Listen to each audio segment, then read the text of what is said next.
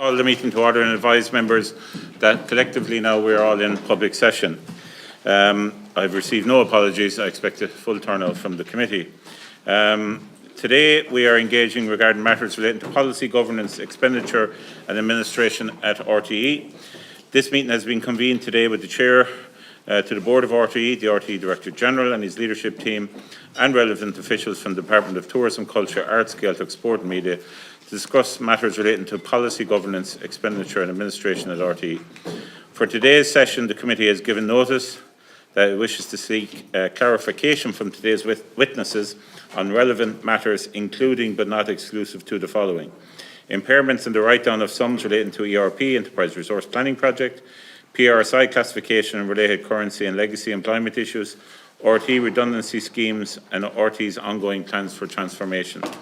I would like to warmly welcome the following witnesses to Committee Room 3. Mr. Terence O'Rourke, RTE Board Chairperson, Mr. Kevin Backhurst, RTE Director General, Mr. Adrian Lynch, RTE Deputy Director General and Director Audience Channels and Marketing, Mr. Daniel Cody, Director Legal Affairs, Ms. Deirdre McCarthy, RTE Director News and Current Affairs, Ms. Emer Cusack, RTE Director Human Resources, Mr. Gavin Deans, RTE Director Commercial, Ms. Mary Hurley, RTE Chief Financial Officer, Ms. Patricia Monaghan, RTE Director of Audio, Mr. Richard Waghorn, RTE Chief Technology Officer and Director of Operations, and Mr. Steve Carson, RTE Director of Video. From the Department of Tourism, Culture, Arts, Gaeltacht, Sport and Media, which will change title soon, I understand, I would like to welcome its Secretary General, Mr. Fergal O'Coolig, who is joined by officials from the Department's Media and Broadcasting Division, Trina Quill, Assistant Secretary, and Stephen Ryan, Principal Officer. Opening statements have been received from the Chair to the Board of RTE, its Director General, and the Secretary General to the Department. Members, can I have your agreement, please, that we take these statements received as read and that the committee publish the opening statements on its webpage now? Before we proceed to questions from members of the committee, I wish to advise members that while the committee has received correspondence from and concerning individuals and other organisations and companies in advance of this engagement regarding some of the items that have been flagged for discussion, I'd like to remind all members that the names of individuals or identifiable entities or any personal information relating to them should not be discussed publicly in today's session. If it strays into that, unfortunately, I will have to intercept and ask you to desist. I would also like to clarify some limitations in relation to parliamentary privilege and the practice of the Houses as regards references they make to other persons in their evidence. The evidence of witnesses physically present or who give evidence from within the parliamentary precincts is protected, pursuant to both the Constitution and Statute, by absolute privilege in respect of the presentation you make to this committee. This means that you have an absolute defence against any defamation action for anything you say at the meeting. However, you are expected not to abuse this privilege, and it is my duty as Chair to ensure that this privilege is not abused. Therefore, if your statements are potentially defamatory in relation to an identifiable person or entity, you may be directed to discontinue your remarks. It is imperative that you comply with my direction in such cases. Members are reminded of the long-standing parliamentary practice to the effect that they should not comment on, criticise or make charges against a person outside the Houses or an official either by name or in such a way as to make him or her identifiable. We will now, in a minute, proceed to a questions and answers session with members.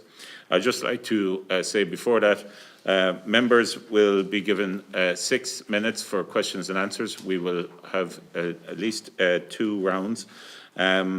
Members, I would ask that your questions be specific and direct, and to the witnesses. This is just by coincidence. You happen to be the first full witnesses in public session in front of this committee, so I just want to set some rules as regards engagement. It's not specific to RTE, it's specific to everyone who will come in front of this committee while I'm chairing, is that answers specific to the questions are requested. If there's any issue as regards answering the questions, please flag, but I would expect that answers to be succinct and to be to the point. In other words, we don't want to see a situation where there is any padding, or for the old phrase of running down the clock in relation to questions. So with that in mind, members will be given approximately 6 minutes speaking time, and this includes both questions and answers, and we will commence now with the speaker.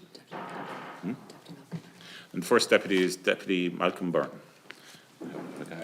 Thank you very much, Chair, and to welcome the witnesses, although I fear it's a case of here we go again, and having been one of only 2 members who served on the last committee, obviously I'm familiar with a lot of the issues.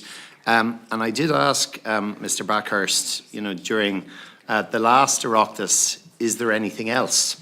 And you honestly answered at the time that you didn't think so, to the best of your knowledge, but we're obviously aware of the write-down on the ICT systems. And my understanding is that write-down is of the order of 3.6 million, that was funded fully through RT's sale of land in 2017, which netted 107.5 million for RTE. I will, as one question, just to ask you, that there wasn't anything else out of that land sale that ended up being written down or wrote off.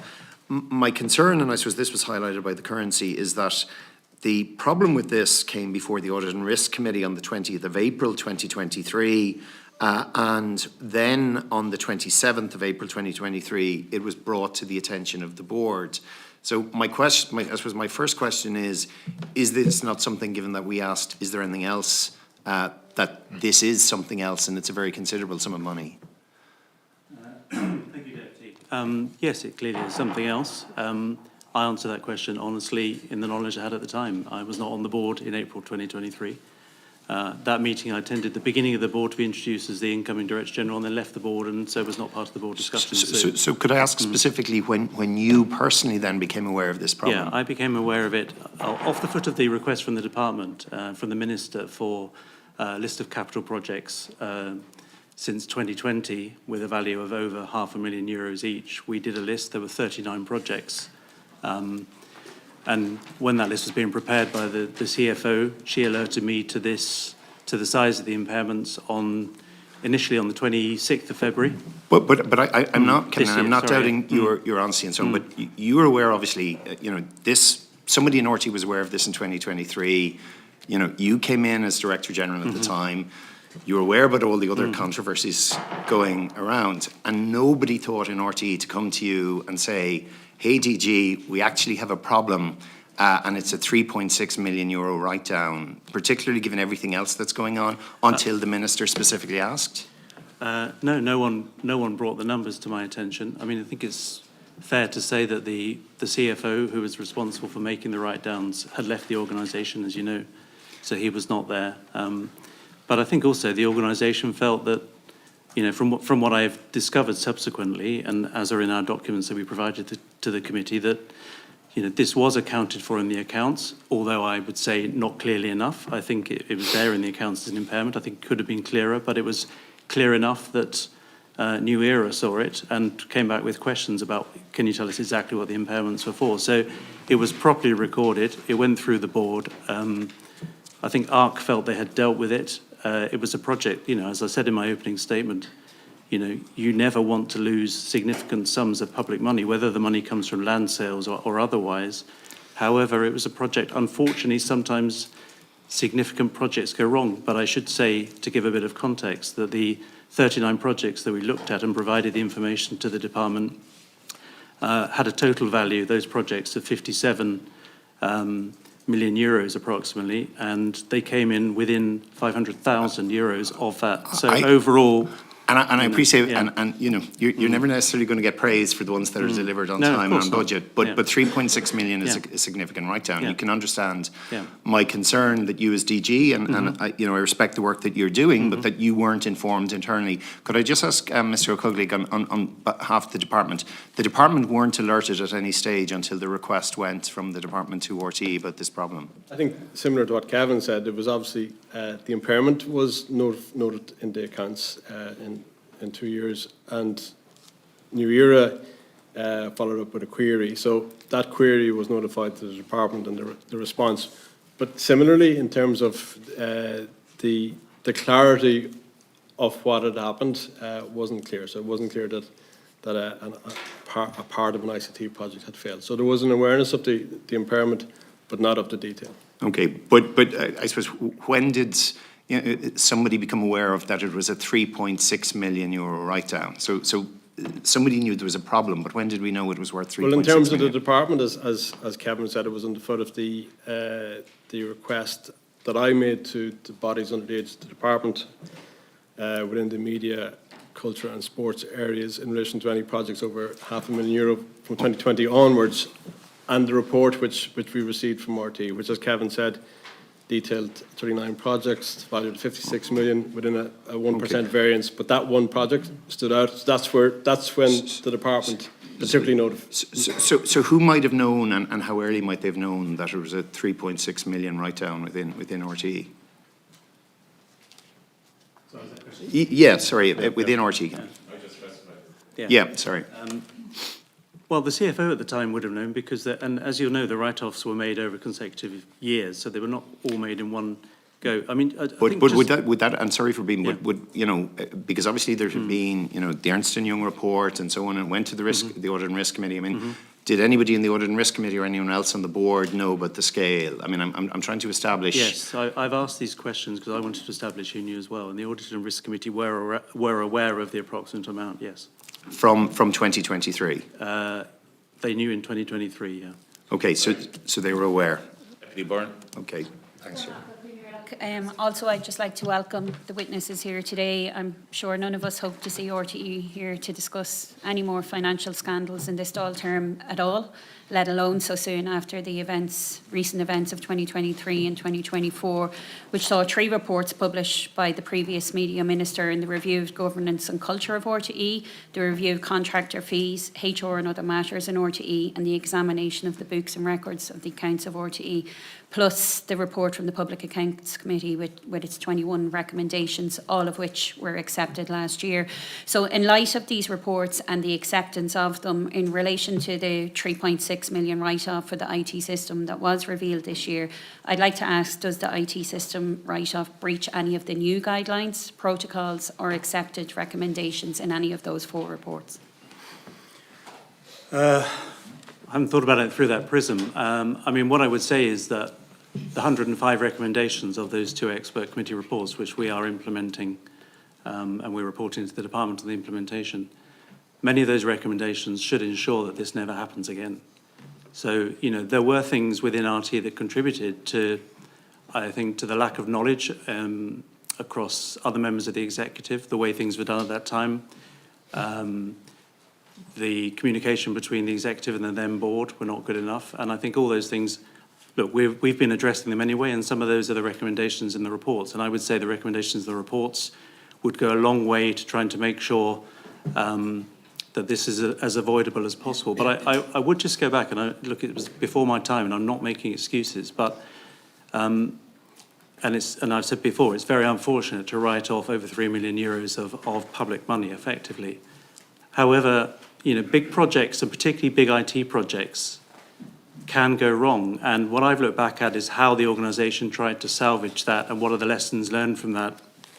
And to make sure, looking at the Ernst & Young report, that we are operating to best practice now as set out in that report. And that is what we are doing now. So, you know, would it have stopped it happening? I don't know, because projects can go wrong. And it's, you know, that wasn't what I asked. Sorry, so what's the question? It was just, I was really looking for assurances from you, Director General, that these reports and the recommendations were being adhered to.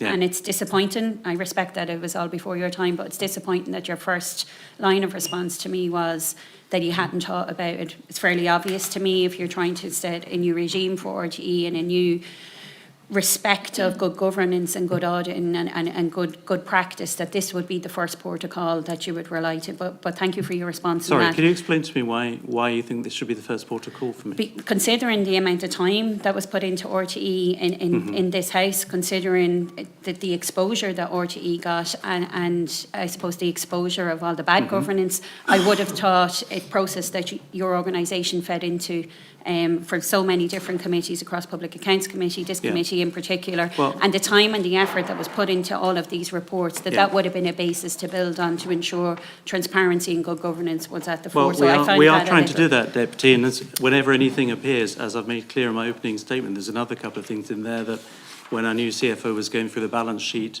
she wanted to tidy up another couple of matters, and we put them in the report here. They will be in the annual report, but I wanted to bring them to committee. But On time, go ahead. yeah, that's no problem. I'll just move on to the accounts and the impairments in the accounts. It's public record that information provided to New Era did not give rise to any concerns, which is why the New Era report didn't flag these as a matter of concern. I can't get my head around that as to why, if it's noted in the annual accounts from 2020 to 2023, if I'm right on that, I presume it was minuted in meetings and escalated to the relevant management. So I'm not entirely sure why that would not give rise for cause for concern. If we could maybe get a comment on that. Can I answer that question specifically Please, now, yeah. please? New Era act on behalf of the department properly. They properly identified these and asked questions as to what the impairments were for. Their role is to report to the department, not to report to us. I mean, what they would have looked at is, what were those impairments for? On what basis were they decided? New Era have stated that information provided by RTE to New Era did not give rise to any concerns. Yeah. So if they weren't given caution for any concerns, effectively they can't report on that to the department. No. So that's the bit that No, sets sorry, alarm bells Deputy, to be ringing. clear, New Era looked at these. Were they treated properly in the accounts? Were they audited independently by our independent auditor, and were they reported to the department? And then looked into the rationale for why the impairments were made. And they gave it, effectively said those were correctly accounted for and correctly reported. That is what New Era said. So they didn't raise a red flag because there was not a red flag in their view to raise over it. Okay. And as a result of the issues arising, the contract was terminated with one of the appointed suppliers, if I'm right, which was subject of a settlement agreement, which is subject of a confidentiality clause, and I respect that. But just from my perspective, I'd like to ask, are them clauses still in use today? I don't understand the rationale of paying somebody for not doing the job they were essentially hired to do. And are RTE defending that these clauses are open and transparent with public money and taxpayers' money at this stage, considering the amount of wastage of public money that we've seen by RTE in recent years? Yeah, look, the payments in the impairments, I mean, and you're right, one of them was to one of the companies involved who later were not involved in the project because they were not delivering it. Two of the impairments, significant impairments within the 3.6 million were for an expert consultant who was brought in at the beginning of this project to try and make sure that it was properly carried out, as you'll see in the papers I gave you. And a significant amount of RTE staff costs were written off as well, around 750,000 were part of the impairments. I should say the impairments were made by the CFO at that point, thinking that the whole project might fail. And to be crystal clear, the main part of the project, the finance system, was delivered. So but you do not, as I understand it, the threshold for reversing impairments, even if the project can then be put back on track, is very high. So the impairments arguably could have been reversed, some of them, because they were made for the finance system, which was delivered for RTE and is currently in use by RTE. Deputy Carrigy, thank you. Thanks very much, Chair, and you're all very welcome. I think of the words Groundhog Day. We're back here again after a couple of years. I was on the previous committee with Deputy Byrne, and you just made the comment, Mr. Barkers, about it never happening again. We were told that a number of years ago that it wouldn't happen again yet. It takes a news agency and then a letter or correspondence from the Minister to find out, with the significant write-down, repayments of 2.7 million and 1.1 million to the Revenue Commissioners. And you make the point in your opening statement that this information has been given with regard to the Revenue Commissioners as a reflection of the higher standards of transparency. We should have transparency at all times, and particularly over the number of hearings we had here a number of years ago about actually trying to elicit information from the organisation, and it was like pulling teeth sometimes to get that information, and it's continuing. And that's not acceptable for an organisation that's funded by the taxpayer. Can I respond to that, Deputy? Yeah, no, perfectly. I just want, if you just let me finish just for a second. And you made the comment that the Audit and Risk Committee was aware of the write-down. And there are a number of members here in the room that were here at a number of those meetings. We've seen where RTE have asked for significant funding from the government to bail out, looking for significant monies, yet nobody was notified in government. So I think a few things there are incorrect, Deputy. I remember last time or several committees ago, you asked me to resign at that point. I should say nothing was hidden here. This is very different from what was in 2023, and neither of these were on my watch. I've been trying to clear up what has happened in the past. But I would, I've looked at this in some detail, as you'd expect me to, for something that was surfaced through the department asking for those, asking that query. And this is very different. The 2023 scandal was about things being done deliberately to mislead the public, about sums of money being spent and being covered up. This was in the accounts. It was questioned by New Era. It's, as I said, it's highly unfortunate to lose this amount of money. The impairments were made.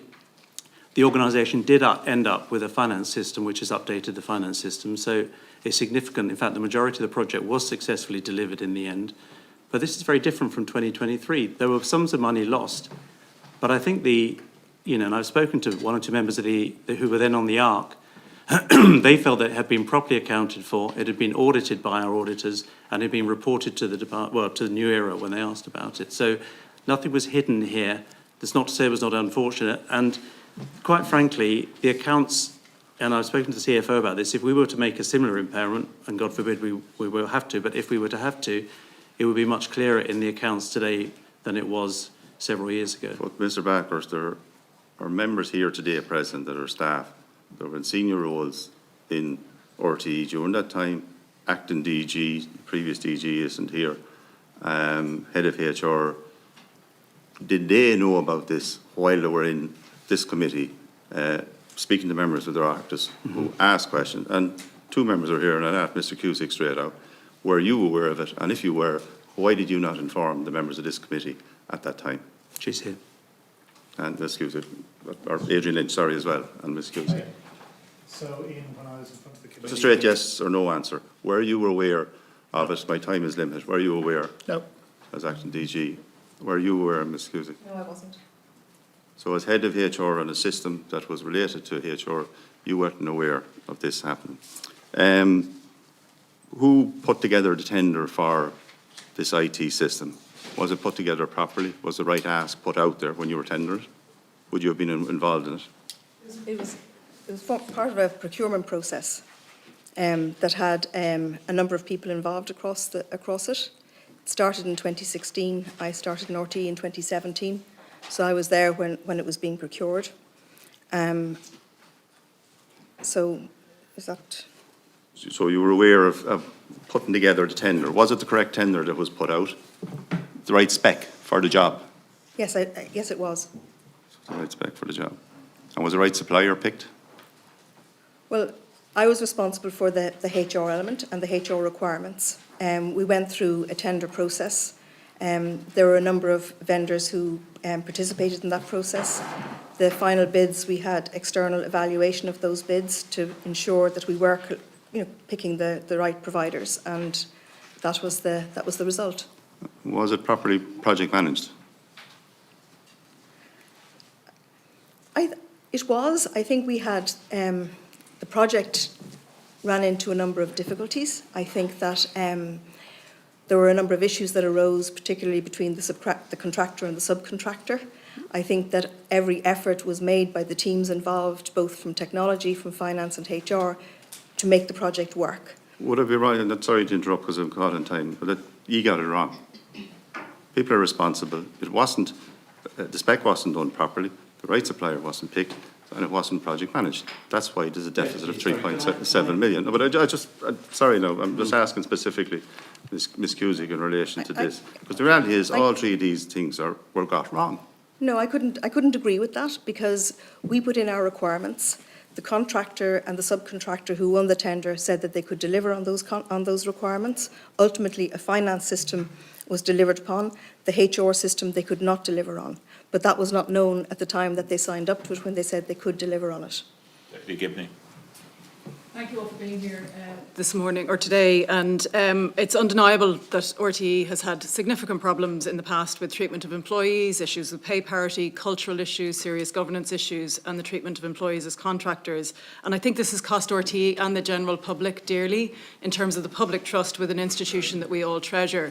So I would encourage in today's session that what we want to see demonstrated is care for you as custodians of our national broadcaster, care for the employees in your employment, and for your role as a public service broadcaster.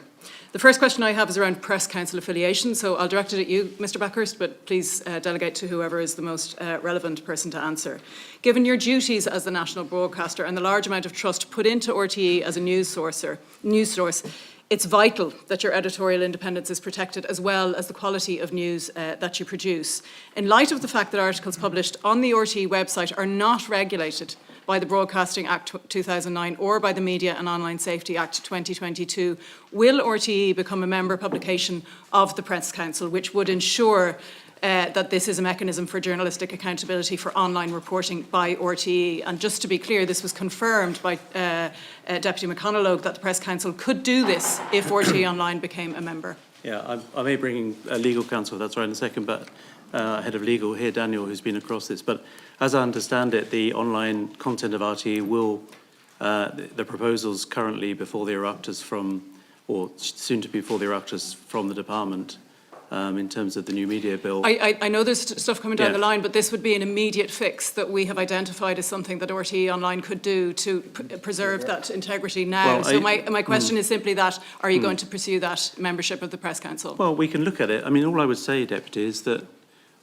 although we're not regulated in the same way online, you're right about that, our journalistic guidelines absolutely apply to online content, and we hold ourselves to the same standards on that. Now, that's not the same as being regulated, but but we do. I have a lot of sorry. questions, so I just wanted, it was that specific one which I'm Well, asking. we could take it away and look at it, and if that's Please, and please. if that's And again, going back to my- if that's practical ahead of the new legislation, which is going to put regulation on it anyway. I don't want it to be double regulated. But I suppose it's speaking back to my opening comments around the public trust that I believe has been eroded and which we need to win back. Mr. Cody? Just one comment on it is that one of the issues with that proposal of yours is that RTE would then be regulated by two separate codes to Tier 2, and a lot of our online content would derive from material that's broadcast. So you'd have something that's broadcast regulated by Commission Amon, and then you'd have a news article on the basis of that. Nonetheless, So it would yeah. provide for that public trust, so I would encourage you to please pursue it. I'm going to skip on to the voluntary redundancy scheme. And regarding suppressing alternative posts and redeploying staff to other roles, I want to hear how will the rights of those staff staying behind be best protected, particularly in roles between TG Cahir and RTE. And I also note that there are not any trade union representatives on the steering group being put in place to oversee the voluntary exit programme. So how is that compatible with a desire to change the culture around the treatment of employees in RTE, please? So again, to Mr. Backhurst. I mean, look, we've spoken to the unions about this process. We talked to them before we launched it about how it was going to look. We particularly spoke to them about the safeguards that were being put around the process in terms of having an independent outside body on there. We have to report rigorously to the department on it, and it's overseen by our board subcommittee as well. So there are a lot of safeguards around it. But there's no trade union representation on that steering group? No, and that would be unusual to have trade unions deciding who can join or leave the organisation individually, because it's about individual decisions.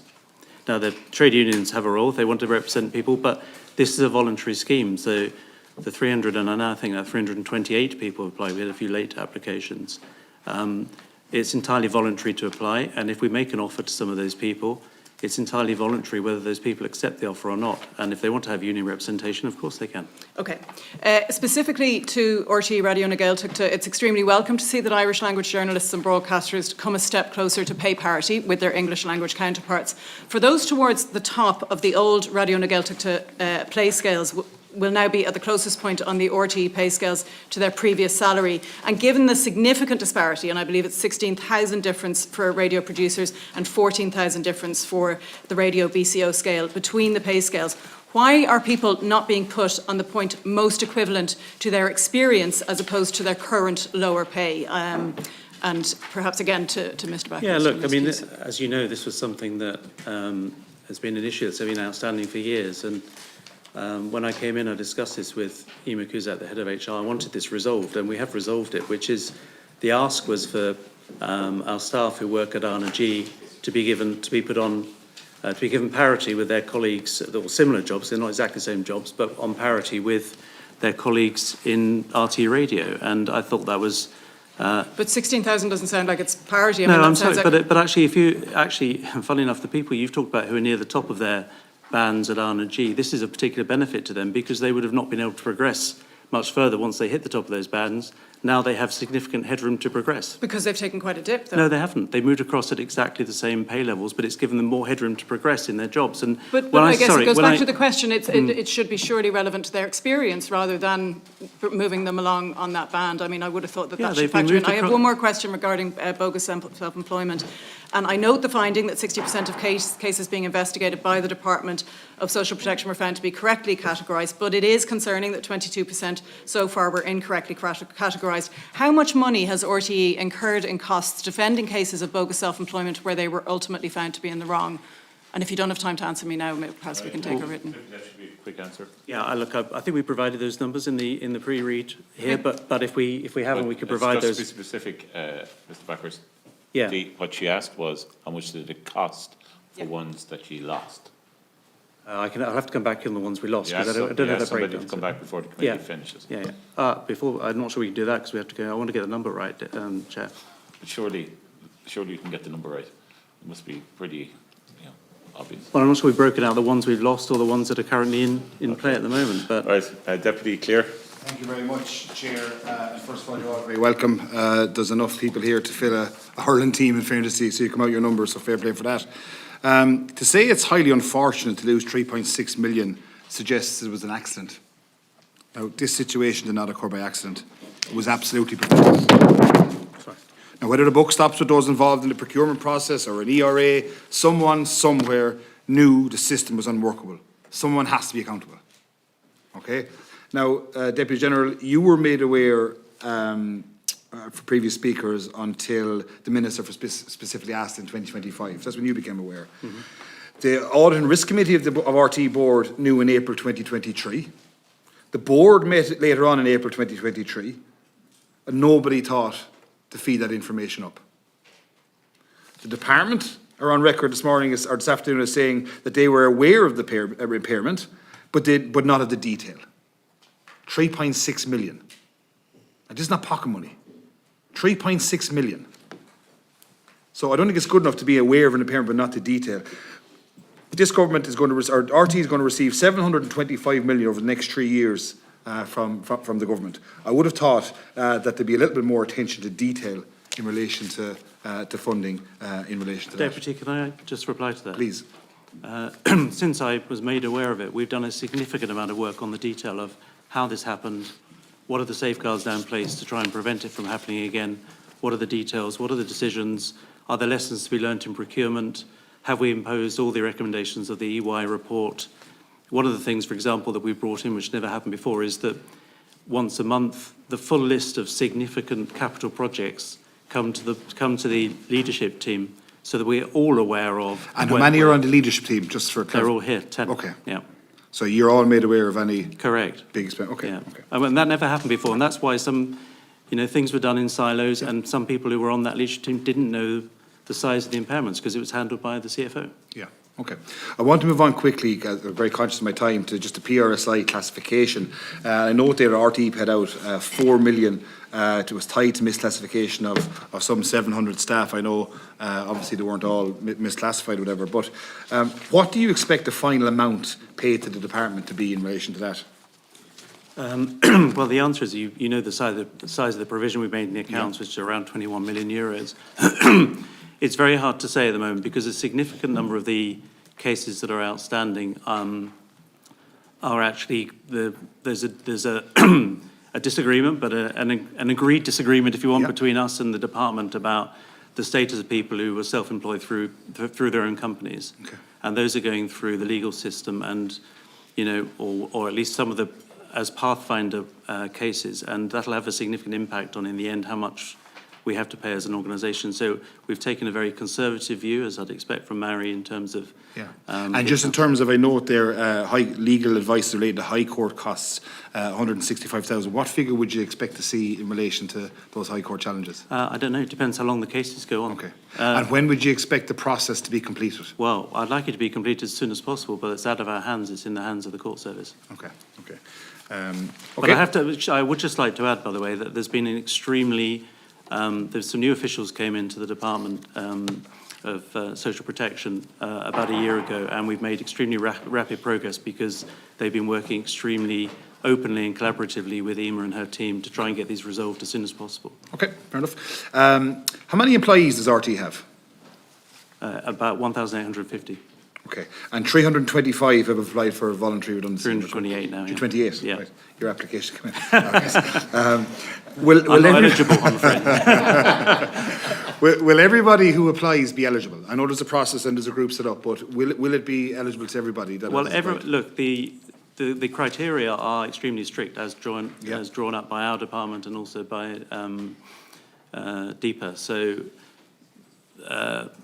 they'll only be eligible if we either don't need to replace them or that we can make the savings elsewhere. But the criteria are very strict. So some may not be eligible because they may be in a role that we just think, well, and I know this is true actually. Yeah. You know, like I've already said this to them, but musicians in the orchestra, it's very hard to see. Like we can't move someone across from the newsroom. How many voluntary redundancies are you seeking?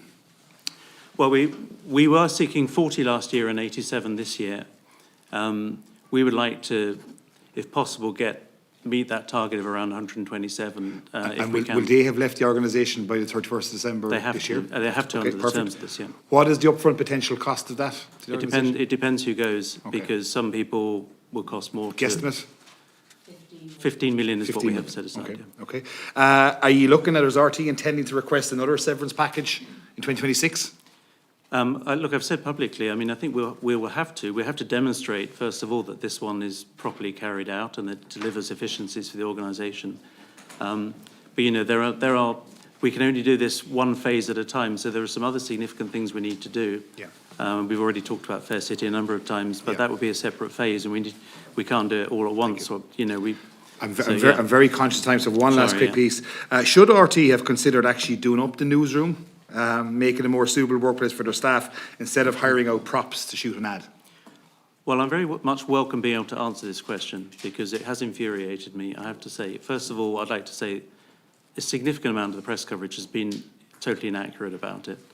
Secondly, we have just spent €50,000 on doing up parts of the newsroom. Third thing is the props that allegedly were used, a couple of plants were moved from elsewhere in RT and were put back to cover up electrical So there was no props? There were 2 plants, and as you'll be aware, even when you're filming news interviews, sometimes people wear makeup, they have lighting, you might move a plant so that the shot looks better, and I would expect that of our highly professional promotions team. And the last thing I'd like to say is there's been some coverage about, you know, extras being brought in. The proper conversations were had about this between our marketing team who are doing this and the news management team about how we're going to do it. And the initial request was, can some journalists from the newsroom sit in the background? They're going to be blurred out, by the way. Can they sit in the background while we're filming this for several hours? And the answer was, no, our journalists are too busy, so you have to bring in other people. And really quickly, how much do the extras cost? Well, the cost of the total cost of this promotion comes from our marketing budget. We have an annual marketing budget, which is about €2 million. But you'll appreciate. And how much was this particular? This one is less than 100,000, which would be bog standard. Yeah. Thank you. Back to the IT debacle. Just a quick question, and others will flow from it. Or is the PeopleSoft program still being used today? Like it's 24 years old at this stage without any live support or any backup support. It's end-of-life IT system. It is an end of life, and we're in the middle of a procurement process for a new HR system. But PeopleSoft is still in use, albeit it's at end of life.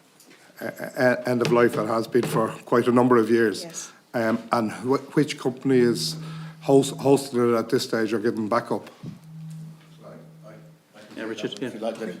Yeah, so PeopleSoft is our HR system. It's been there for 24 years. We manage it internally on our own on-premise infrastructure. That is modern infrastructure, and we back up the data in PeopleSoft on a regular basis. But it's being taken care of. So Bearing Point or No, Unit 4 it's- have no role in it at this stage? No, it's managed in-house by the internal technology team. And the original kind of procurement was for 5 systems to be replaced, Yeah. 3 of which were HR. Yeah.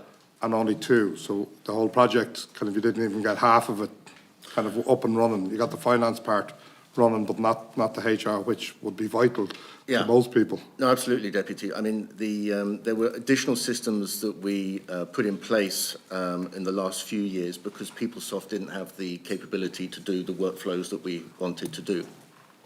But the intention wasn't to have multiple different systems supporting HR and finance, was to have one single system. It's very common in a lot of industries that that's what you would do. And so that's why we went to market to find one ERP system that could take care of both finance and HR. And through a fair, open public procurement process, we selected the vendor that was going to offer the most value for money. And it was a system that met the requirements that we were looking for. It was unfortunate that the project didn't deliver because we had the challenges on the way, as was set out in the note. But the PeopleSoft system is still working today, and the new finance system, the new system we contracted Business World, is in place and is running. Yeah, no, and there's a logic. Kind of every big organisation obviously kind of have to upgrade or update their IT system.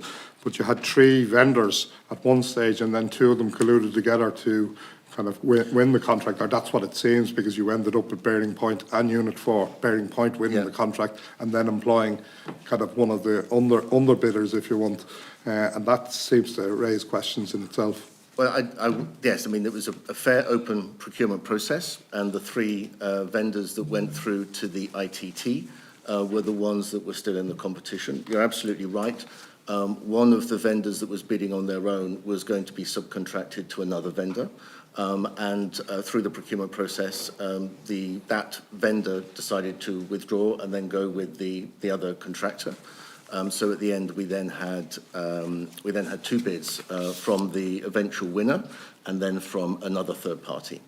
But that seems odd that the winner had to depend on an underbidder. Did that not raise concerns at the time that kind of they couldn't deliver and they had to bring in Unit 4? No, so the contractor we contracted with was a systems integrator, and so what would be common is that they would then make a bid with a vendor of a product. That happens with a lot of our projects that we procure, and so that's what we got from that bid, was a systems integrator working with the vendor, and then the vendor was also in the process separately themselves. And that has happened in some other procurements that we've run as well. So when do you expect the existing programme to be replaced? Kind of to make sure it's PeopleSoft, so we are currently in procurement for a new HR system. And that process, as we're in procurement, I can't give the details of it, but we're currently in the procurement process. All being well, one would hope it would be in place during the course of next year. And approximately what cost? I know it's kind of... So the budget we approved on the business case was 1.6 million, and then there would be OPEX costs on an annual basis as well.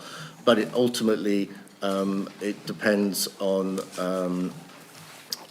we're looking to go SaaS, we're looking to go public cloud, or in the cloud for this particular system, and so the cost profile at the end of the day might be slightly different to what we put in the original business case. But once we've completed the procurement process, we go back to the leadership team and to the board with an updated business case to reflect the costs that have come through the procurement process.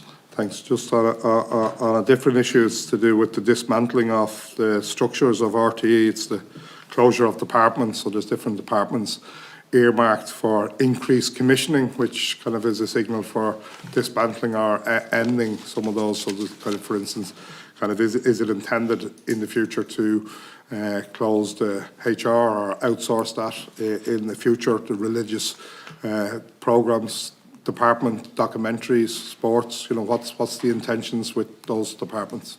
Well, as you'll already be aware, I mean, a lot of our content is already made in the independent sector. So apart from Fair City, all our drama is, many of our documentaries, yes, we're putting Christian religious services out, so we hope to get a different and a better product from that. There are, we will need to be making more programming in the independent sector. As far as the corporate functions like HR and so on, we've recently, as one of the recommendations from the expert committee, we've looked at our internal audit, and we are now doing that as a sort of partnership with one of the big accountancy firms. So we still have an internal audit function, but we're instead of doing it all internally, we're using one of the big firms, which I understand is best practice and was recommended in the expert report, advisory committee report. Thanks very much, Chair. Director General, you said at the start when you became aware. Can you just clarify again when you became aware? 26th of February. 26th of February. And then, so I initially became aware. I had the yeah. detail on 7th of March, 6th, 7th of March. So yeah, but 26th of February. Yeah. Can I ask every representative from RTE here when they became aware? Starting with Marie. So the Director General passed on the request from the department. Just 25th of February. 25th of February. Around that time as well, when the Of the full impairment, 26th of February. Any issues in terms of problems in terms of? I was aware of the cost? impairment on the 26th of February. In January, the February. project prior to that. You told me on 26th of February. This year? Yeah. Same. Deirdre? Yep. Same. Steve? Say that again? It was brought to leadership team. Yeah. Same. Yep. Adrian? 26th of February. Richard? When it came to the leadership team. Same date? Yeah. 26th of February? Patricia? Yeah. So there's 11 people here from RTE and all became aware at the same time. There's, how many did you say is employed in RTE at the moment? Director General? About 1850. Is there anyone of that 1850 that was aware before that? Is there any current member in RTE of the 1850 that was aware before the 11 Of the size of the impairments? No, just aware of an issue. Don't worry about the exact figures. To be fair, I was aware there had been an issue in terms of not delivering an When? HR. Oh, when I started the job, I'd asked if we What had were an you HR. aware of at the time? I was aware we did not have an HR system. No, But not the impairments, no. Were other people aware of the, I've not come across anyone who was aware of the actual figure of the impairments, no. Not the figure, just an issue in terms of the cost of it and the waste. Not the exact cost, no.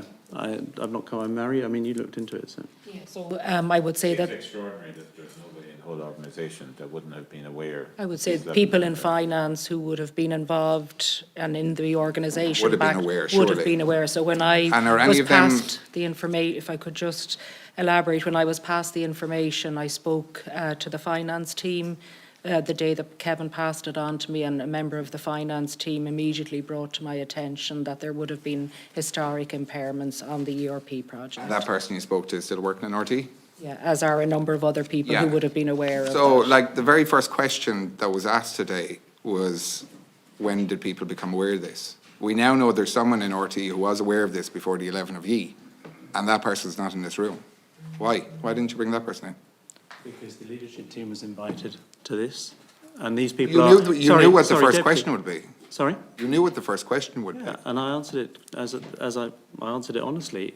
These people are junior members of the team who felt that this was correctly accounted for at the time.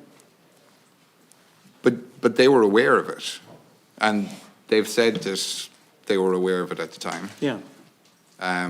And 11 people come in here and say that they knew nothing about it. To be fair, Deputy, It just seems like for any organisation. A good thing that it was brought to my attention Oh, immediately. I agree.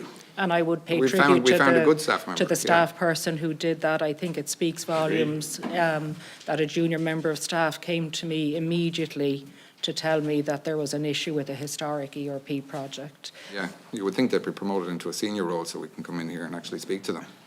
Maybe they should be put into a senior role, to be fair. That's the point. You know, because there's been deflecting and for a number of years from people who've come into this, not necessarily everyone in this room.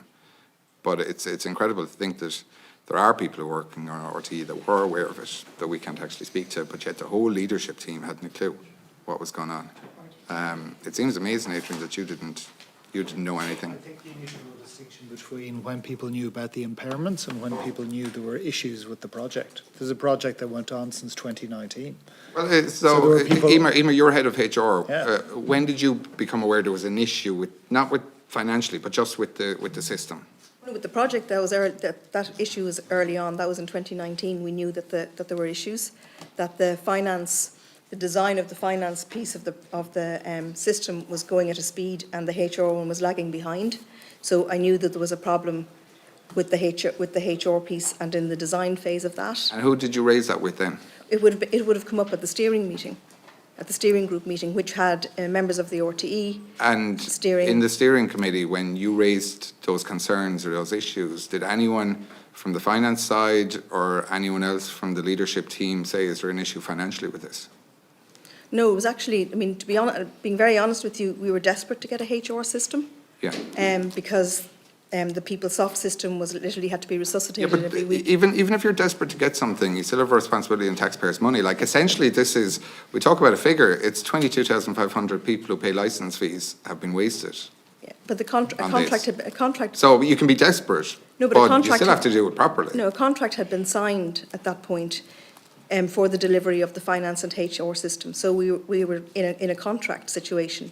So the issue for me as the HR responsible for the HR requirements was to work with the team to move heaven and earth to try and make the project work from a HR perspective. And that was done in good faith because I've only 20 seconds left. Can I just ask the CFO, would you consider the way the write-down was documented in the annual accounts best practice? I think it meets the technical requirements under accounting Is it how you would do it? standards.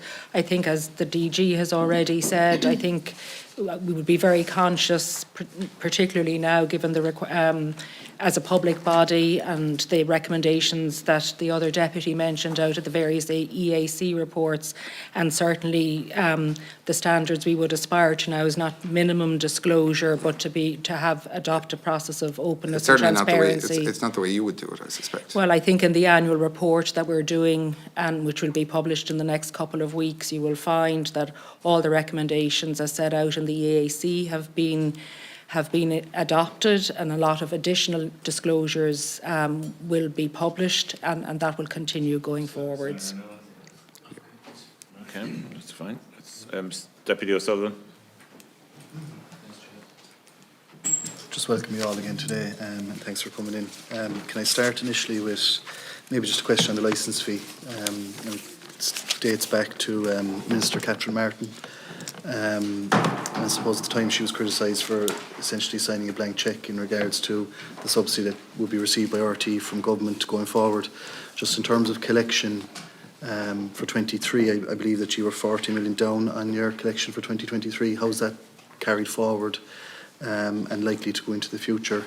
Because as I said, she was criticised at the time for providing a blank cheque, and it's just to see where we're at in terms of the state of funding. Just briefly. In terms of the licence fees so far? Yeah.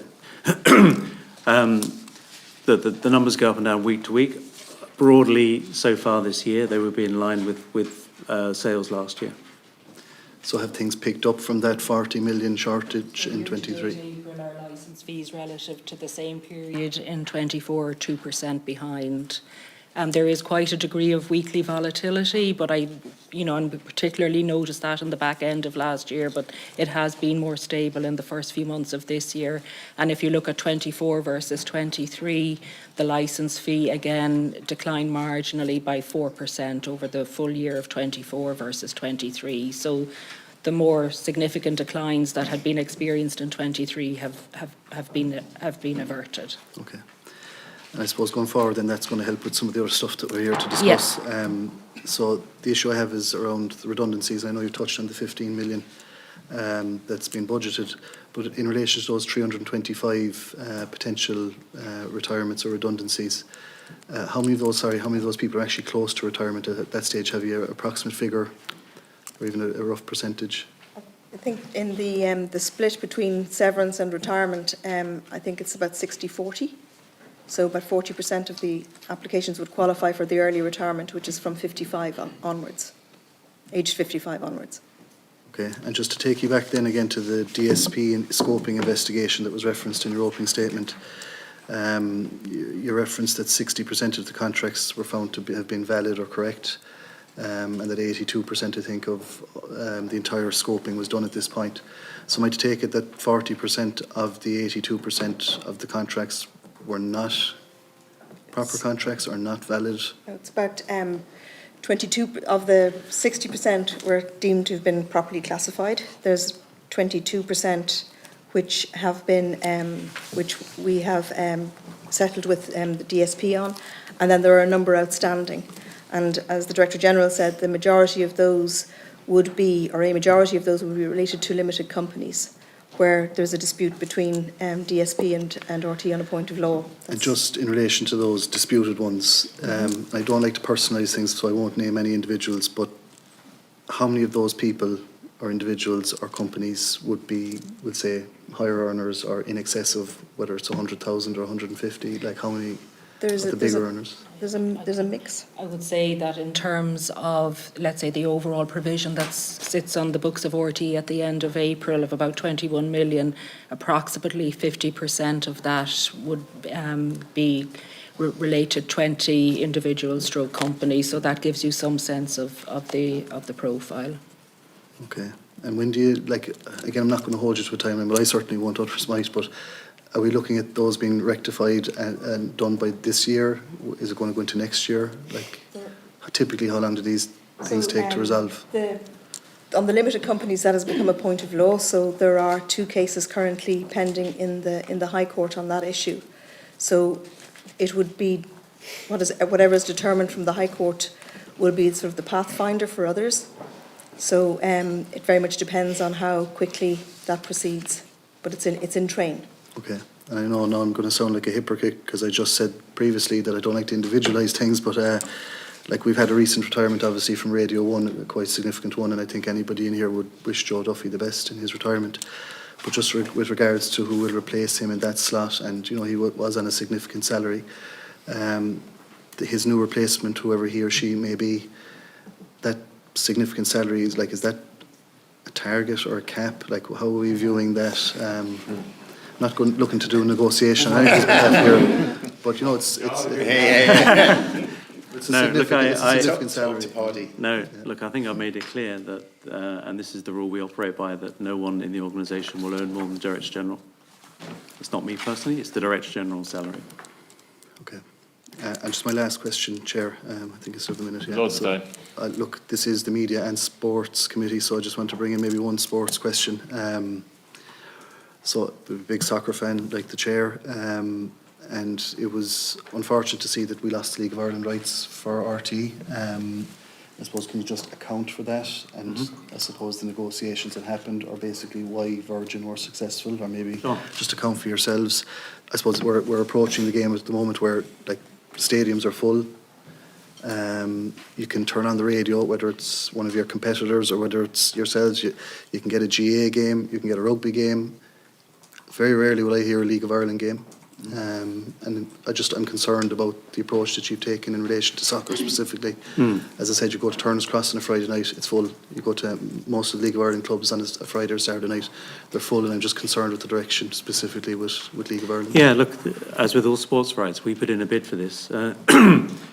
Right until the last minute, we were negotiating on getting approximately slightly more games than we had last time, and we understood that it was going to be split again between us and Virgin, and right up until the last minute, and suddenly we were quite surprised to find actually that Virgin had taken all the games.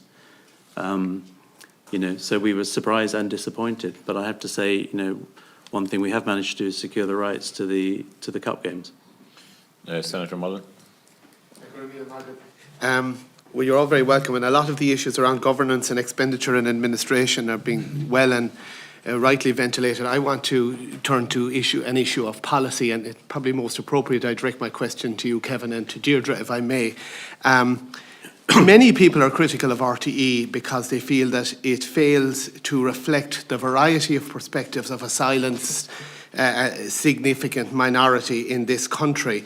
I'm not speaking about the social and I am speaking about the social and political conversation going on in the nation. I'm not talking about the relative amount of coverage given to political parties or individuals.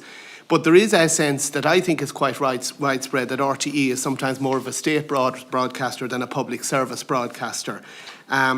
I've spoken to many who believe that there is a strong systemic bias in favour of so-called progressive points of view as opposed to socially conservative points of view. And people who have this concern do not experience public service broadcasting in the sense in which we all instinctively understand that term. There are in-groups and out-groups as they see it. There are views which are trumpeted or amplified, and there are others which will be tend to be kept invisible. And I think it's fair to say that a lot of political anoraks that I would speak to would tend to believe that different points of view get a better crack of the whip on news talk and at significantly less cost in terms of that diversity of viewpoint. These issues, of course, can be subjective, but I want to know whether you have any concerns about groupthink or a lack of attention to diversity when it comes to political coverage or coverage of different social and political perspectives. And if you do accept that there may be a problem in this area, have you any plans to deal with it? So, Senator, thank you for the question. I don't have concerns in relation, we're legally and statutorily obliged to be reflective of Irish society and all its views and all its perspectives.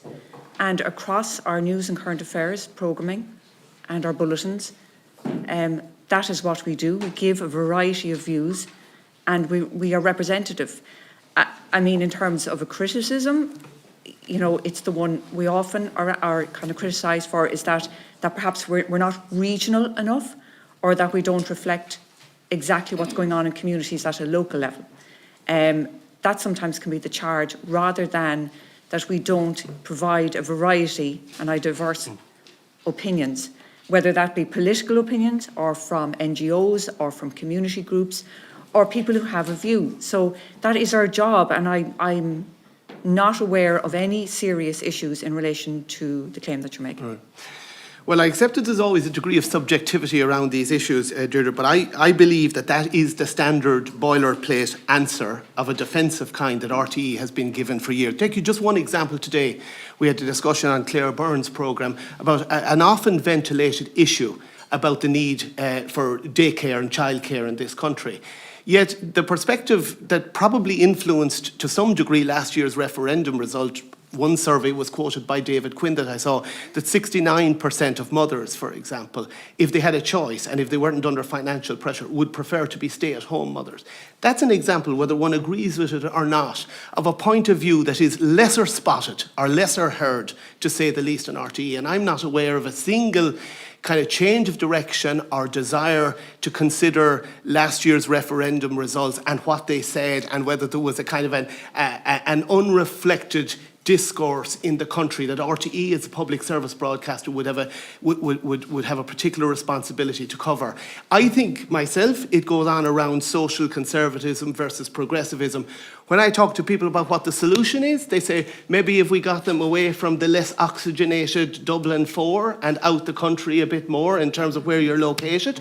Some say perhaps it's a question of divvying out the money a bit more to give organisations like News Talk, which do, I think, give more diversity of, pungent social viewpoints and airing. Or maybe there's a question of legislation, in terms of, you mention your obligations, but I don't see the point in repeating mantra like one's legal obligations if there's no sense among a significant cohort. And remember, if a significant number of people have issues with the way RTE preaches to the nation, that is your problem. That is a problem you've got to address, particularly if you want public support for ongoing public support. And my sense is that you're tone deaf on this particular issue. Senator, can I answer? And I agree with what Deirdre said, but I'd just like to add something, which is we're always very open to considering representations. We have a weekly cross-organisational editorial meeting where people from all different areas come in, and in terms of, the cliche of groupthink or whatever, that you know, there is a degree of editorial independence around the organisation. The team on Clareburn will take separate decisions than the team on Morning Island, than the team on Drive Time, and they are delegated to do that. You know, we do a lot of audience research, so yes, we have, you know, we have. Do you do any staff research? Do you ever Yes. investigate whether there's too many people who think the same way around certain things in your organisation? Because a lot of people think that. No, because, look, we pay people to come in and be impartial and accurate and objective. And what do you want us to do? Ask them what their political views I think are? there's a cultural elite. That would be a little bit North I Korean. think you need to Senator. ask the questions. Yeah. I think that would be a little bit North Korean. I think it is really important to us to be open. And part of our strategy for the next 5 years is, you know, to, you know, and again, the cliche about D4, the majority of people who even work at Donnybrook do not come from D4, by the way, although I do live in D4. But part of the strategy for the next 5 years is that we are going to move more resources, more production out around the island of Ireland so that we are more in touch with the communities that we should be representing their views on air. So I hope that will be part of what we do by... Thank you. I think it's one of the great ironies of our time that there is so much talk about unconscious bias in practically everywhere except it matters in our public service broadcaster. And I would invite you guys to reflect on this issue and to see, is this just a subjective view of a small number of individuals that you're hearing from me, or if there is a wider concern about it? And I'd suggest, don't just wait for people to get in touch with you. Go out and take the temperature on those kind of issues. Senator Thank you, Chair. Just in the interest of transparency and good faith, I want to put on record for the committee that I am a former employee of RTE.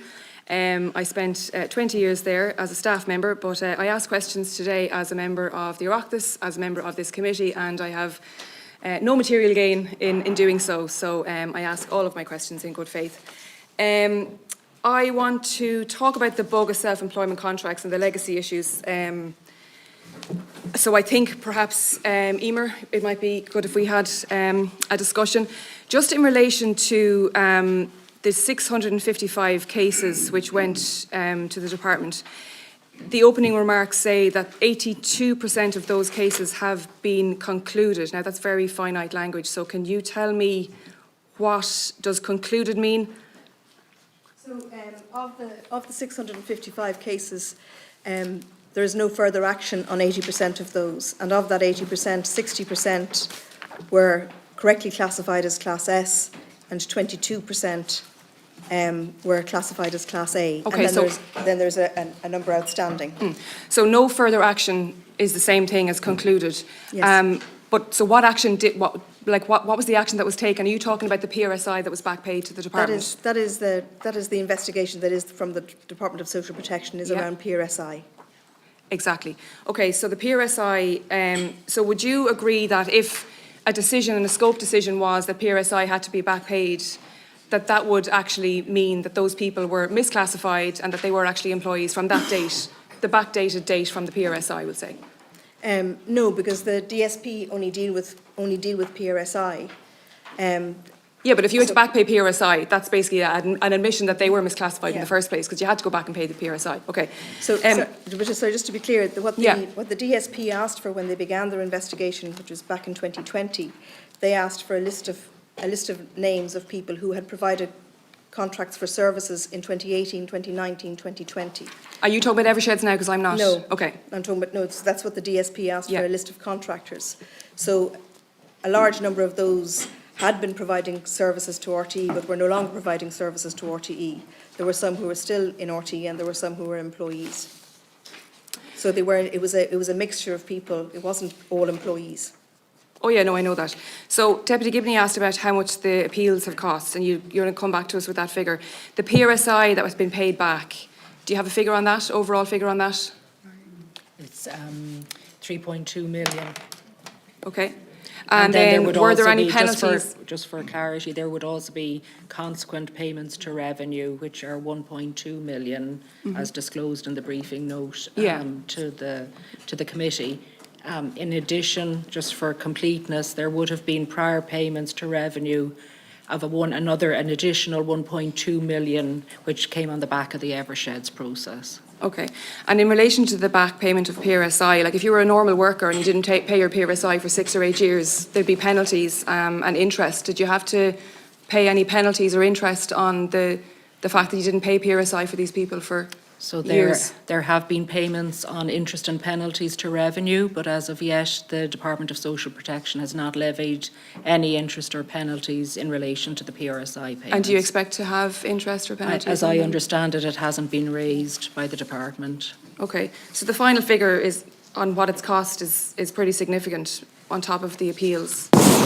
Do you have that figure? In relation, I have it in terms of certain tranches, I can accumulate it and give it to the committee, or I can call it out in relation to 3 different tranches if you prefer. Yeah, I mean, the full amount would be just to get an idea of the figure. So in terms of paying the PRSI back, which you've said has been done, you've given us the figures there. In relation to those people who were misclassified and whose PRSI was back paid, what compensation has been given back to them? Because obviously those people, I understand the PRSI bill was back paid, but those people were denied maternity leave, sick leave, annual leave, pension contributions. So those other entitlements, the actual workers and the people that were misclassified, have they been compensated? Forget about the department. Have the people been compensated? Emer. So this is around the Eversheds process now? Well, the Eversheds is 90 people. I'm talking about the people that you're talking about, the Eversheds, 655. I think I need to, because there's a slight difference between Eversheds and the Department of Social Protection, but just... I know, but the Department, I don't want to go down a rabbit hole of Eversheds. The Department of Social Protection scope and the findings around those people, and you're talking about the 655, have those people got their pensions back paid? Have they got their maternity leave back paid? So you'd have to look at the cohorts within the investigation. It's a simple question, though. Have they had their pensions brought back up to date? No, there hasn't been retrospection on that. And will there be? Because, you know, we talk about, you know, wanting to be fair, and then Terence, I know you've spoken to staff members about wanting to have a fair conclusion to this process. Do you think it's fair for RTE not to pay PRSI and then to also pocket the pensions of people, the maternity leave, the sick leave, the annual leave for years? People are approaching retirement. Senator, to be fair on this, a number of those people who were contractors were paid significantly more to be contractors, and and some of them chose to be contractors at the time because they wanted to earn more and they were outside their pay bands at RTE. And the cohorts that we're talking about, there's a significant range of people. I mean, some of these people, you know, when we've gone back a number of years, they had other jobs outside RTE. They were working as a sports contributor or as an analyst or whatever in their spare time, but we've gone back and we've had to characterise those as employment dates. We paid the PRSI on them. I think there are lots of people who weren't in that scenario, though, and they were just doing an honest day's work. And there's people approaching retirement now, next year, 40 years of doing normal work, and they haven't got back. I will come back to it later on. Thank you. Each and every one of you for coming here today. On a slightly more positive note, looking at the JNLR figures, you're still a valuable and valued asset, and we need to keep a tight control on that and make sure that that continues. I'm new to the committee, obviously, and slightly disappointed that we're starting another year in a new committee with a fresh financial impairment. And the very first contribution from Deputy Byrne here today alluded to the first question that was asked the last time was, is there anything else we should know about? And my question is, Mr. Backhurst, when you went in, was that not your first question to each and every department? Is there anything else that's going to come up? And is there anything else I should know? Yes, and I asked it frequently, and I asked it about around the place. I think, you know, on this issue, I think, although, you know, obviously a significant amount of money was lost on this and the impairments were made, I think those people involved in it felt that it had been correctly treated. I mean, there was a significant amount of work done to try and rescue the project, to deliver the finance system. They felt that the impairments had been properly accounted for, that they'd been interrogated and properly reported, and they've been properly audited. So I don't think people thought to raise this as something, when I said, is there anything else I should know about that's been hidden away, the answer was... But I think you were very clear. You faced challenges, that there were very serious financial impairments in previous years. So are you concerned at all that there is a need-to-know basis, that you weren't, it was taken upon themselves that you shouldn't know about this? Look, I would rather I'd been told about it, so I could have been at least been aware of it, interrogated at the time. But I can, you know, it's a big organisation. This is over a number of years. I've gone back, I've looked at a lot of things. you know, the new CFO has gone through the balance sheet, and that's why some of the corrections have been made today that we've disclosed to the committee. Like, we have been trying to clean out the stable, and we've done that to the best of our knowledge with the support of a very robust and well-informed new chair and board. So, And you're satisfied that need-to-know basis is completely gone? I'm not satisfied. I mean, I can only go on the information I'm given. You know, I unfortunately can't get people in a room and interrogate them. I can only ask them to come forward with information they think is relevant. Okay, well, we've got the opportunity to have you in the room and interrogate. We'll do You our are best doing with that, it. yeah. Very quickly, Ms. Cusack, if I could ask you, those redundancies, are they broken down at all, the 328 redundancies, into particular departments? And is there one outstanding department that is looking for redundancies? Well, I think the larger, we have them broken down. So the larger departments, like across content, news and current affairs, and operations and production services, would carry the largest number in each, and then some of the smaller departments like HR, finance, etc., there are smaller numbers, but there are applications across the board, I would say. Okay, and then turning to Deirdre McCarthy, I noticed you nodding your head there, or shaking your head, I should say, when we were talking earlier on, when Deputy Clear was talking about the, I don't know, what are we going to call it? There's discontent in the newsroom over the new promotional video.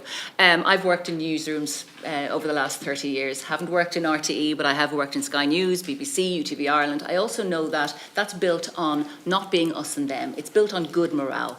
So can you tell me then, the reports of newsroom staff not being happy, in fact, the word is livid, is that not true? So, and thanks for the question, and I'm glad to have the opportunity because there's been a huge amount of factual inaccuracies, misinformation, and a lack of context in relation to this story. So we have been working with the marketing department for a number of months. They wanted to promote RT News and Current Affairs, RT News in particular on this occasion. We've been working closely with them so that there would be no perception at all, no perception of that this wasn't authentic and reflective of what goes on. The promo, you know, reflects the working daily lives of three prominent journalists in the division at the moment, and it involved, through marketing, some production, and it needed to do some filming in the newsroom. And a decision was made that we would allow that we wouldn't be taking journalists off their day-to-day duties and responsibilities, and instead it was agreed with marketing that a number of extras would be hired.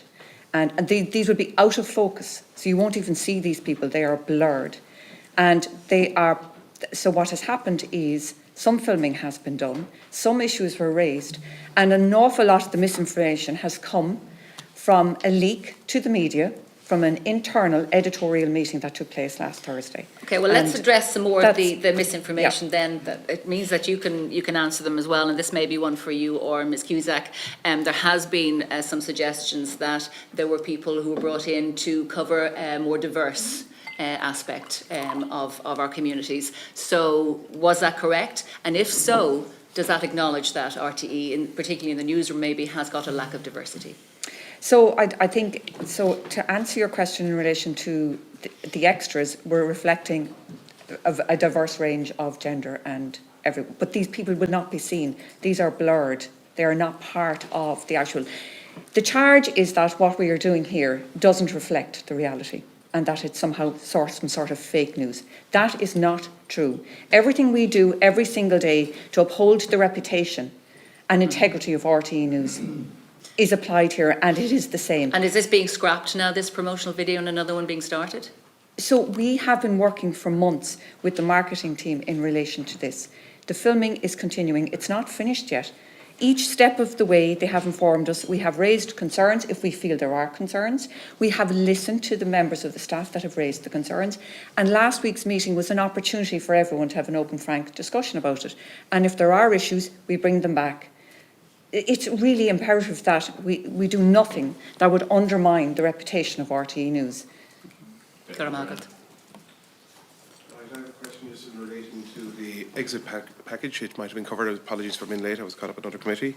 Can you just give me the status, how the exit package is going? Have you reached the numbers you promised or you agreed? And can I have an answer on that?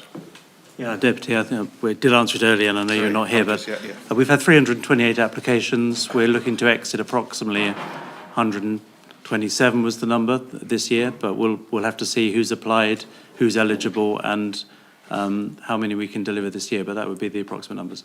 And are you taking people on at the moment? In different roles, yes, yeah, and like we have to, like there are areas we're investing in, such as technology, such as our player area, and we said that all along. This is about reshaping the organisation, so there are some skills that we do need to bring in, and you know, we need to carry on running the organisation and get the best people on board, but we're very mindful when we recruit that we're going through a downsizing period, and we'll be, in the end, I will judge it on the overall headcount, so we need to take that into consideration. And do you feel you will achieve the figures that were stated in this room previously? That's what we're going to aim for, yeah. I mean, it depends, because it's a voluntary exit scheme and because we may need to ask for a follow-up voluntary exit scheme. Yeah, it's just a law on maths. If you're only, what you said, 125? And so, yeah, 100, yeah. Yeah, and you're taking people on as well. That number must be Yeah, quite we small. also have retirements and we have resignations and so on. So, you know, every week to week we have people resigning and retiring from the organisation. Some of those are savings we're trying to make as well. When people retire, we look very carefully at do we need to replace them or not. And can we get a detailed breakdown of both the exit and the people that you're taking on? Yeah, absolutely. And we'd be expecting to provide that to the department because they're overseeing this as well. So, as are the board. So we will be providing those numbers. We're happy to provide them to committee as well. Yeah. Just obviously, late again, just the morale. How is the morale in RT? Because you get a feel, and it's not fake news. I have friends working there, and from the friends I'm talking to, they say that morale is at an all-time low. Yeah, I've heard that before. I mean, I've heard people say it's an all-time low, but this time it really is an all-time low. But I mean, I'd say it's very mixed around the organisation. Look, change is very difficult, and also there was a very high level of anger and disappointment amongst staff about the events of 2023 and previously, and it's a long road to recovery over that. And there's a lot of cultural change that we need to bring in the organisation, both from the top downwards, but also managers and the way people generally behave in the organisation. And we're working very hard to do that, but you don't flick a switch overnight. And there's no doubt when you're going through a programme of changing the shape of the organisation, becoming smaller, there's some areas that are going to be harder hit than others. Morale in those areas is not good. There are areas where morale is very good. And in fact, we've just done a staff survey, a comprehensive one, which closed last week. We just had the initial results, and it shows very clearly there's some areas where morale is very good and some areas where there is a lot of work to be done. Again, is that report available to us? Not yet, but we haven't reviewed it as a leadership team yet. We've just had the initial results. We're going to look at it next week. We've said to staff we will communicate as much as we can of that to staff, and then obviously it'll be made public as well. Yes, but the process of reshaping is going on now for 2 years. Yeah. And I had this conversation in the last 48 hours. Mm-hmm. And they're saying now it's never been slow. That's the point I'm making. Yeah, well, I so think are we going in there? What are we doing to try and change that? We're doing everything we can. We set out, you know, a huge number of measures, and I constantly have to report to board about this, about what we're trying to communicate with staff better. We've got pretty much a wholly new leadership team. A lot of new people have come to the leadership team. They are driving a huge amount of change in their areas and cultural change. You know, I've always had, since I started, an open door policy. Anyone can come and see me, and they've taken me up on that. I go around and see teams.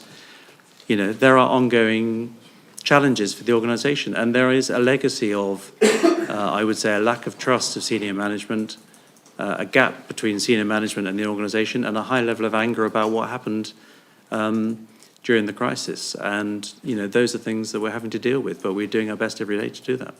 But you would agree morale is at an all-time low? No, because I don't know how you measure that. Morale, I said, in some areas of the organisation, morale is bad. In some areas, it's good.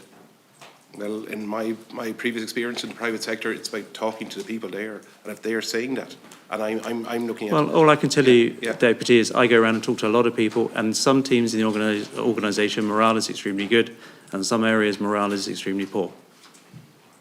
And I don't know how many people you've spoken to, but I've spoken to hundreds. Okay. Thank you, Chair. Thank you. For Senator. So payments of 3.2 million were made to the Department of Social Protection, and in addition, payments of 1.8 million were made to the Revenue Commissioners in 5 different instalments reflecting as cases closed out, and that included interest and penalties of approximately €500,000.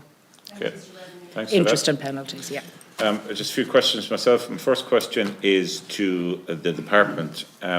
The ERP project, obviously we know New Era were notified. When were the department aware from New Era? No, ERA, sorry. Yeah.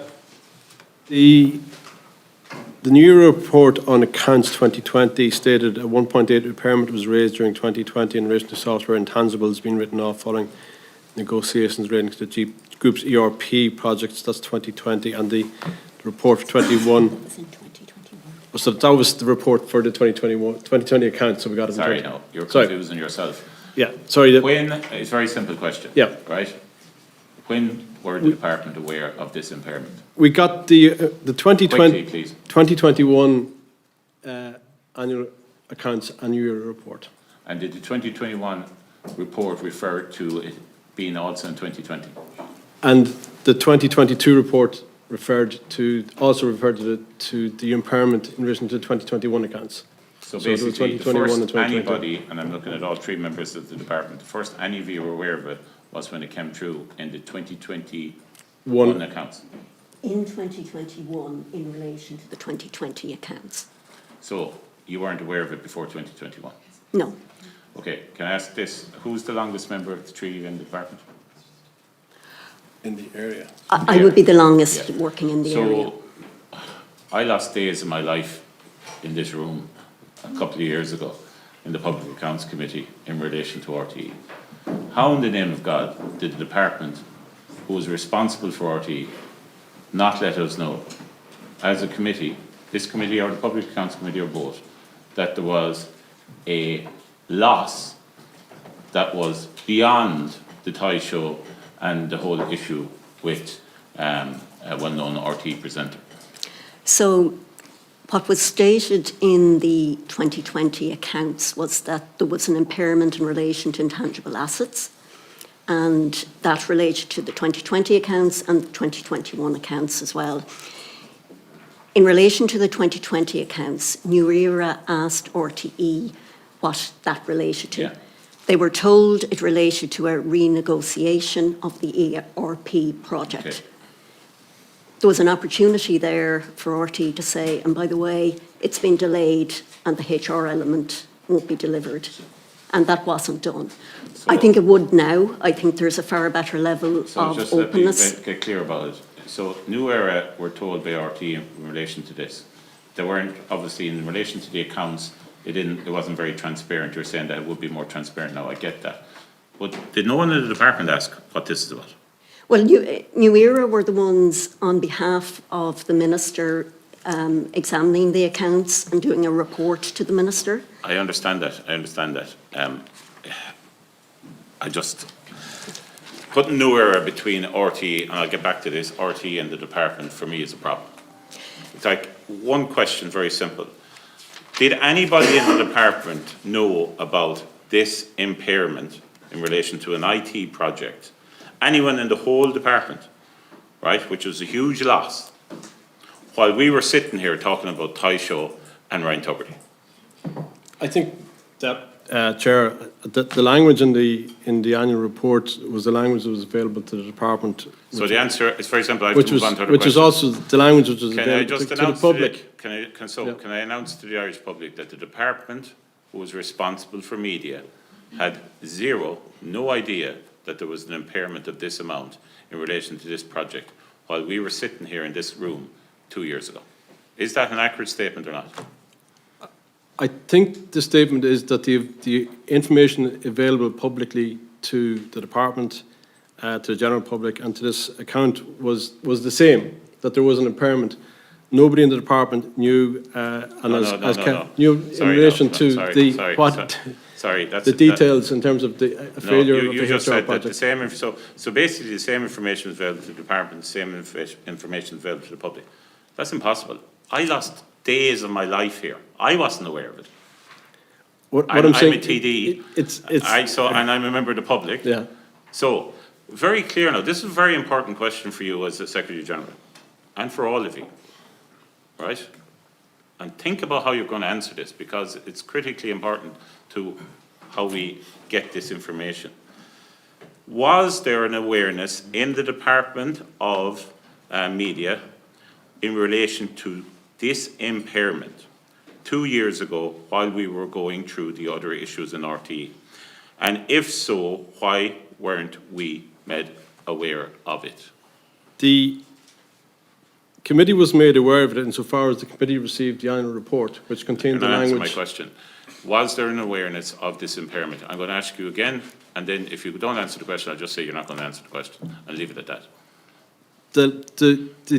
Was there an awareness within the department?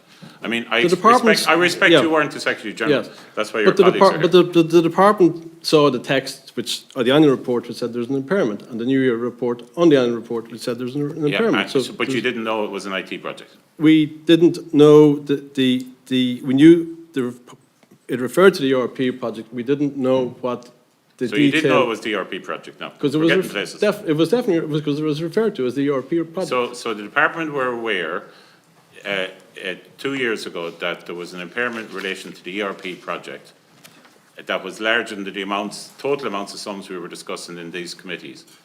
But nobody in the department thought it was probably appropriate to make the committees aware of that issue.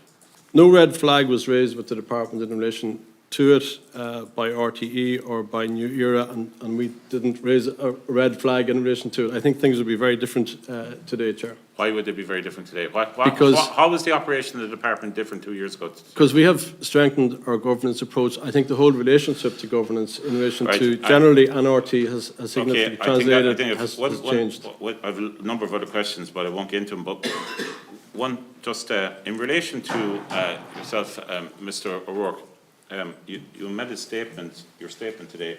The Secretary General of the department here said in his statement, as you will hear from the Director General today, RTE are continuing to deliver on its new strategy, etc.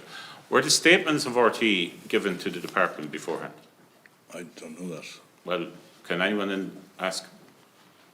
Were the statements of RTE, the Director General and the chairperson obviously is chair of a board which is independent, were they given to the department before this meeting? I also want to note that in a couple of the statements, I know there's font changes and it looks like they were edited basically. So were they given to the department I'm not going to say for sign off, but were they given to the department before coming in here today? I also generally don't know. I can find out, Chair. Okay, no, But I don't believe that it's possible. Sorry, no, it has to be, let's call it straight up. I don't believe it's possible. There's nobody sitting here that doesn't know. So, Secretary General, were the statements given to your department before we coming in here? We saw a draft statement, I think the day before it was transmitted to the committee. I don't think we wouldn't have suggested any changes. I think we may have shared, I can't remember, did we share our statement? But the statements tend to be released. I know they're sent to the committee 2 days in advance. They tend to. So the statements were sent you? Yes. So there's your answer, Chairperson, which is why I referred in my statement to what the DG would be saying. Yeah, well, the fact is, I know it's that you knew what he was going to be saying. Yeah. So obviously. Yeah, can I just say one thing on that, which is, we try to operate with maximum openness with the department. I understand. And we try also to operate on a basis of no surprises, and we would try and share important public things. I've got to move on. Thanks. Just check my emails there. So we did send the DG opening statement, and it would be very typical for us to actually share statements in advance. Okay. There's only one question each, colleagues. Thank you, Chair. And I just want to put on record, while there is a lot of criticism, I think in terms of to the team within RTE and those in the independent production sector, in a lot of the documentaries and drama and a lot of the news and current affairs coverage generally is pretty good. And I think last year, in terms of both the coverage of the Olympics and indeed the general election, I think we should put on record. I do agree, these are going to be very quick. How many are currently earning more than the DG in RTE? 2, as I understand it, and they would be legacy contracts of presenters. Okay. Are there any negotiations still being carried out with Noel Kelly or any other independent agents? As I said previously, I don't deal with Noel Kelly directly, but he does represent a number of presenters who work for us. So we as an organisation deal with him and his team, but not me. So how many is he currently representing? Oh, it's hard to say because Well, I might ask. fewer than he did. But, Okay, I might ask Emer Cusack, would you know, as head of HR, in terms of how many people is Noel Kelly currently representing? I honestly wouldn't know who he represents. The fact that just on that, though, you know, some presenters will come in and just do a documentary that are represented by him, and then they'll disappear. So there's some full time.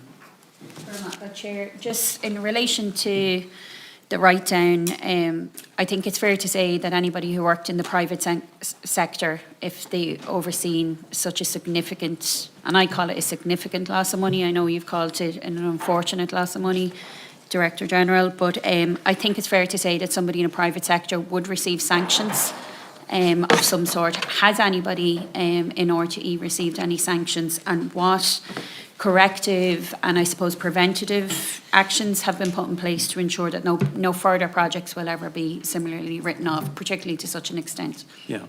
Well, all I can say is this project was run out of the CFO's office, the two previous CFOs. Obviously, the Breeder O'Keefe left some time ago, well publicised. The previous CFO has subsequently left RTE, so it was run out of their offices. So they, you know, and to be fair to Richard, the most recent CEO before Mary, he did an awful lot to try and salvage this project. And in fact, he did in the end. He brought in new consultants, that's part of the impairments, and he salvaged the finance part of the project. But, you know, the people who were running the project have left the organisation. But they didn't receive sanctions, they left. They've already gone. I mean, they went way before I found out about this. To the Secretary General, have you confidence in the governance procedures in place with RTE as a department official, based on the fact that not one of the senior management team was aware of something that cost the taxpayer €3.7 million? I think that there's been a sea change in relation to the governance relationship between the department and RT following the events of 2023. We work very, very closely. I mean, the sharing of script in advance is part of that open relationship between us. We have 8 leadership meetings between the department and RT every year. I think there's quarterly meetings with the DG. We work very, very closely. We're seeing good progress. Are you happy with the governance procedures now, based on the fact? Yeah, because this relates to a project that predates the DG and predates my time. So yes, I'm very happy with how the relationship was operating and how the team is operating. Just in relation to that, and I asked Ms. Cusick before, as head of HR, the DG has mentioned the 2 previous CFOs as being the people and the fact that they're not here. But as head of HR, who project managed the project? And there should not have been a reporting procedure back into yourself. The fact that it was a HR project let you know the difficulties and the cost that was associated with it. Sorry, very briefly. It was a finance and HR project. There was a project manager brought in through the CFO's office. I was responsible for the HR element of it in terms of the requirements for the project.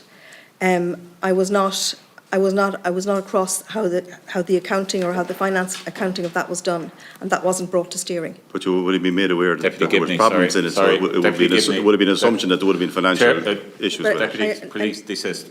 Deputy Gibney. In your statement, there's no reference to balance, and this is something that I would like to make sure that we pursue within this committee, because I think obviously within the transformation that you're facing as a broadcaster, balance should be a question that's asked. So I have a couple of specific questions. First of all, why are we hearing voices of Israeli officials and official lines from the Israeli Defence Forces when RTE clearly does not platform equivalent voices in lines from Russia in its coverage of the war in Ukraine? That's incorrect. We do platform and we do use voices from the Russian government, as you'd expect. We've done that over the last few days. Do you agree that there is more voice from Israel in your coverage of the conflict in Gaza compared to the voices of Russia? Our job is to tell the facts, report the facts. We attribute.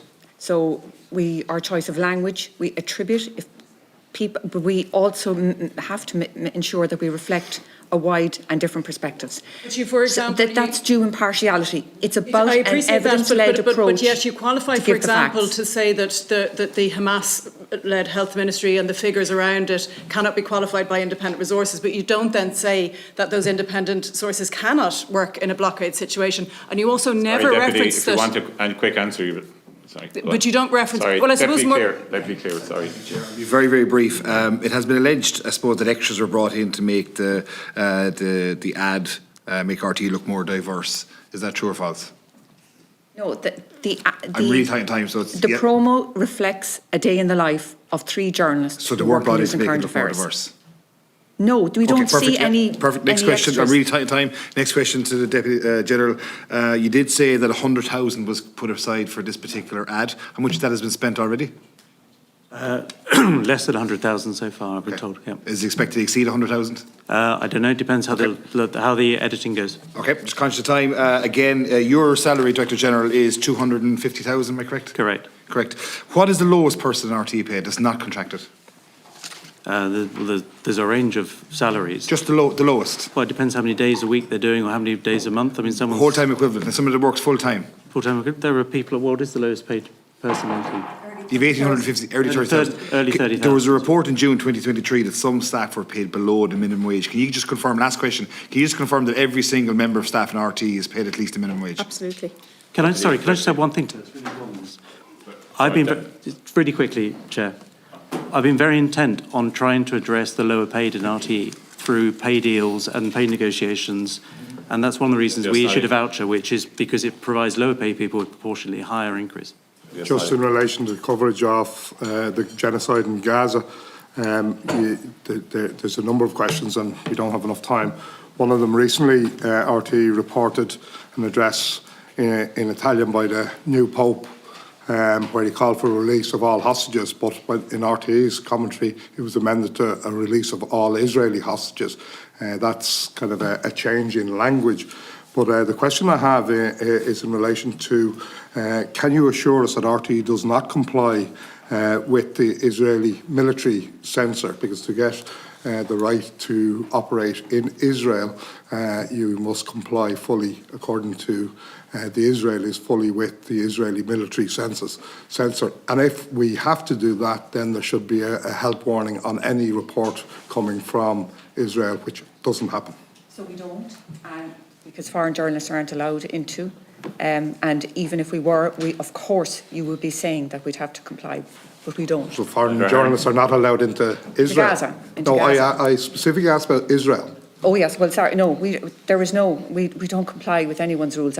We tell the story factually, objectively and impartially. Senator Hearn. You said that filming is continuing, Director General, for this ad that you're very eager to talk about and clarify. Has filming happened this week? I don't know. Yes. Where? In Brussels. How many people went? A number of people. I don't know the exact figure. Happy to get that for you. Pardon? Roughly? 5, 6. I don't know exactly. How many would normally be in Brussels if Tony Connolly was doing a... He'd normally have himself and his cameraman. Cameraman? Yeah. But there's 5, 6 this week. How much did that cost? I don't know exactly what that costs. Again, we can find that out for you. I think it's... What's the requirement for 6? At the moment, What's the requirement for 6?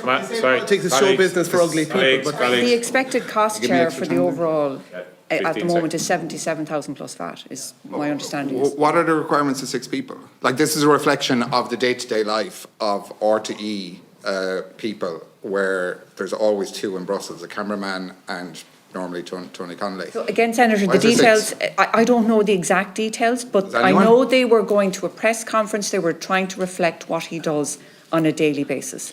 Which is with 2. Can I answer that? Very quickly. Yeah, so obviously, if you are the Director of News, though, aren't you? Want an answer? Sorry, I'm responsible for the promo and the ad, because marketing falls under my remit and responsibility. So do you know how many went? Just for clarity, how many went? I'll have to check that. I would say 4, maybe 3. And also, just to differentiate, if you 5, have a news 4, crew, you have 2.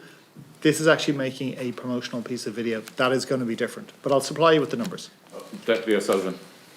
Mr. Chair. Let me best here, let's catch my breath after those rapid fires. Just, I suppose a lot of this controversy started with an individual that the Chair referenced earlier, with Ryan Tubridy, and that, you know, that payment of €150,000. Is that money that RT is still aiming to retrieve, or where is that at? That's the first question. Second one, going back to League of Ireland football, and it's just a bugbear of mine. We've referenced the fact that it's not being televised, albeit the cup games are. What about radio? Because I know if I tune into a rugby game, I can get it on RT Extra or some other radio station, and has that been considered for League of Ireland? Just reference to Irish language, because we Go on, haven't. get an answer Go if on, you don't. answer those two, so if you can, please. The answer is Ryan Tubridy has not paid that amount back. We've asked him. We have no legal basis, as I said previously. But I would like him to pay it back, obviously. On the League of Ireland, yeah, we'll look at the radio coverage. I don't know what the rights deal is that Virgin got, so I don't know what the options are for them. Senator Mullen. I know you can't give, and thank you for your answers, I know you can't give every dog and devil a kind of a commitment that you'll reflect their views, but I would ask you to consider doing an audit of your staff and to see is there an excessive sameness of opinion across a range of issues and whether that could be affecting your output. And I would hope there isn't the same institutional stonewalling going forward around that issue, because I think it's a real issue. Senator, we will have conversations. We'll try and bottom that out. I'm not going to ask people in RTE what their religious or their political views are. Didn't mention religious. I said an audit. You could do an audit and you could do it confidentially. You could try and establish whether you've got a group we're not the North problem. Korean broadcaster. We're not going to be asking people what their That doesn't political views arise if it's confidential. It does. If you have a sameness of viewpoint, if there's an elite that all think the same way around a range of issues, that is not public service broadcasting. It's something of we high can take on quality. board, but we're not going to ask people for their personal views.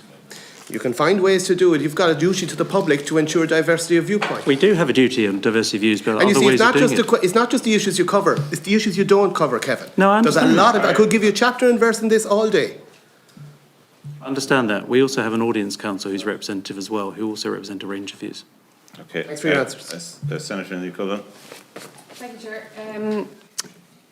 Daniel Cody, are you familiar with the Karshan ruling in the Supreme Court, 2023? Yes. Okay, so you know that you can't be self-employed for tax purposes and employed for PRSI purposes. That was the outcome of the Karshan ruling at the Supreme Court in 2023. So can I ask you, surely RTE stance on this is not tenable then? The RTE stance on one way for PRSI, one way for tax? Well, it's not black and white. I mean, for example, the Revenue Commissioners have guidance note that conflicts slightly with the guidance note that the WRC have issued in relation to how you treat corporate entities in relation to this issue. So it's not black and white. I know, I don't appreciate the smirk. I know it's not black and white, but my question is, if you, for example, the Eversheds that Emer Cusack has mentioned, that was 90 people, a snapshot of a few years, and a snapshot of a few people as well. They've had a settlement. It was obviously, it fell far short of what they would have been owed over those years. But if there was an acceptance that there was a settlement there, shouldn't there be an acceptance, or shouldn't there be a settlement for the people who weren't in Eversheds and who haven't gotten anything in terms of the retribution? Can I take that? So of the Eversheds process started in 2018 with a group of people who were providing services into RTE as contractors. As a result of that, a number of people were offered contracts of employment. Governing principles were set up with the TUG and then a facilitated process afterwards to reach a settlement. Yeah, I don't think you're answering no, the but I think question. the point is that with the Department of Social Protection, of the 695 names that went in first, 70-something% of those were no longer providing services into RTE. And then another number were contributors. Sorry, I don't think that question was answered, to be honest with you. So I wanted to note that it wasn't answered. Deputy. With the Chairman's debate in mind about irregularities that cropped up after the last hearing, I don't want to waste time. Can you assure us that there's no other skeletons in the closet financially?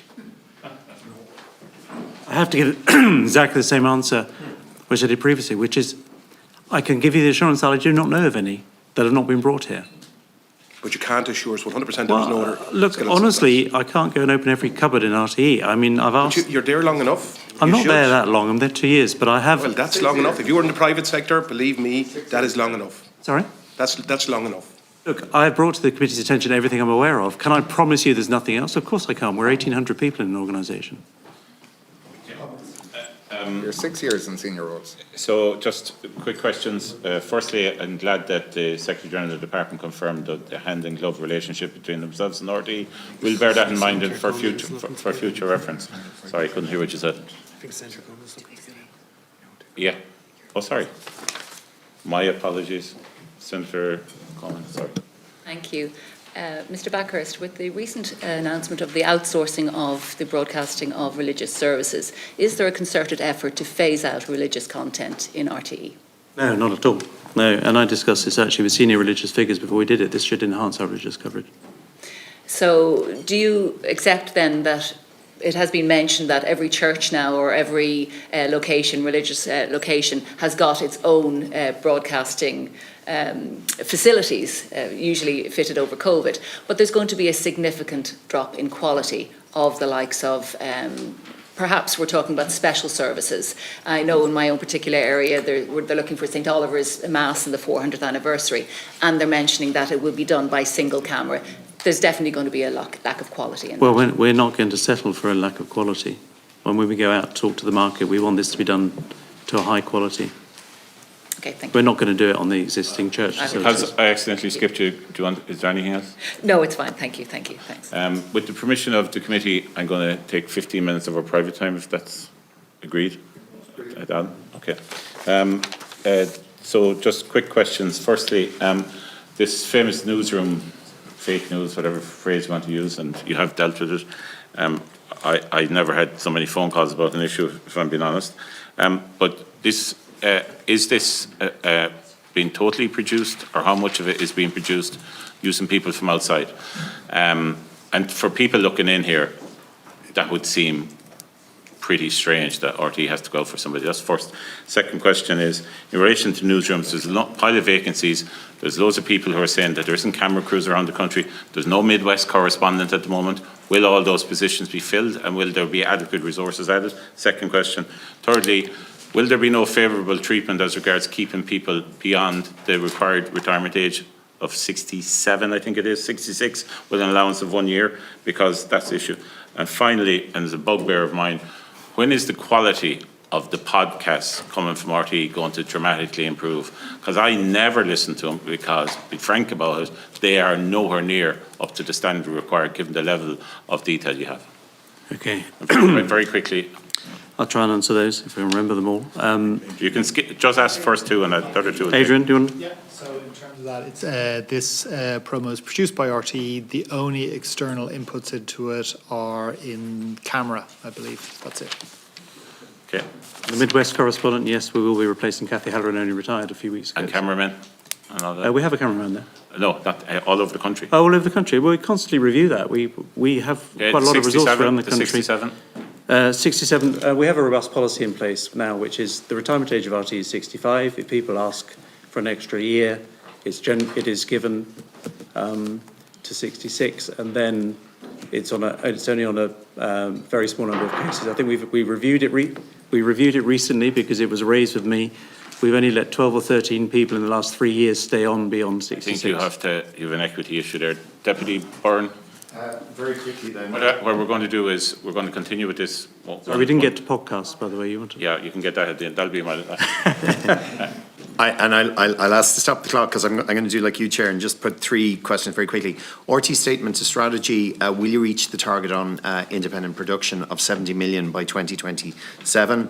I will just say to, and Deirdre might answer this in terms of diversity and reviewing programmes, generally news and current affairs are very good, but the week in politics since the general election, the panel has comprised 7 Social Democrats, 8 Labour representatives, 3 from Ain 2 from People Before Profit, well, no, how many government backbenchers have appeared in the last 6 years on the panel in the week in politics? Well, we've no speaking rights on the week in politics. And finally, to Terence O'Rourke, you're a very experienced chair. You obviously came in at a very difficult time. Are you satisfied in terms of a lot of the challenges around corporate governance have been improved?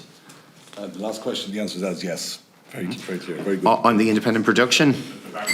On the independent production, we're going to move towards that as much as we can. Those targets were in the strategy document. Obviously, the financial settlement we got from government for the first 3 years was below what that document is based on, but we're pushing very hard to get there, and we're very aware that legislation is going to mean soon that 25% of public money needs to be spent in independent production. And what has the week in politics got against government backbenchers?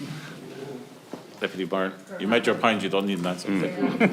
On a different note completely, do you feel RTE can continue to operate within its current traditional revenue stream, considering the fluctuation of people paying the licence fee, or do you need to look at a change to exchequer funding as proposed by this committee in the last all term and as recommended in the Future of Media Commission?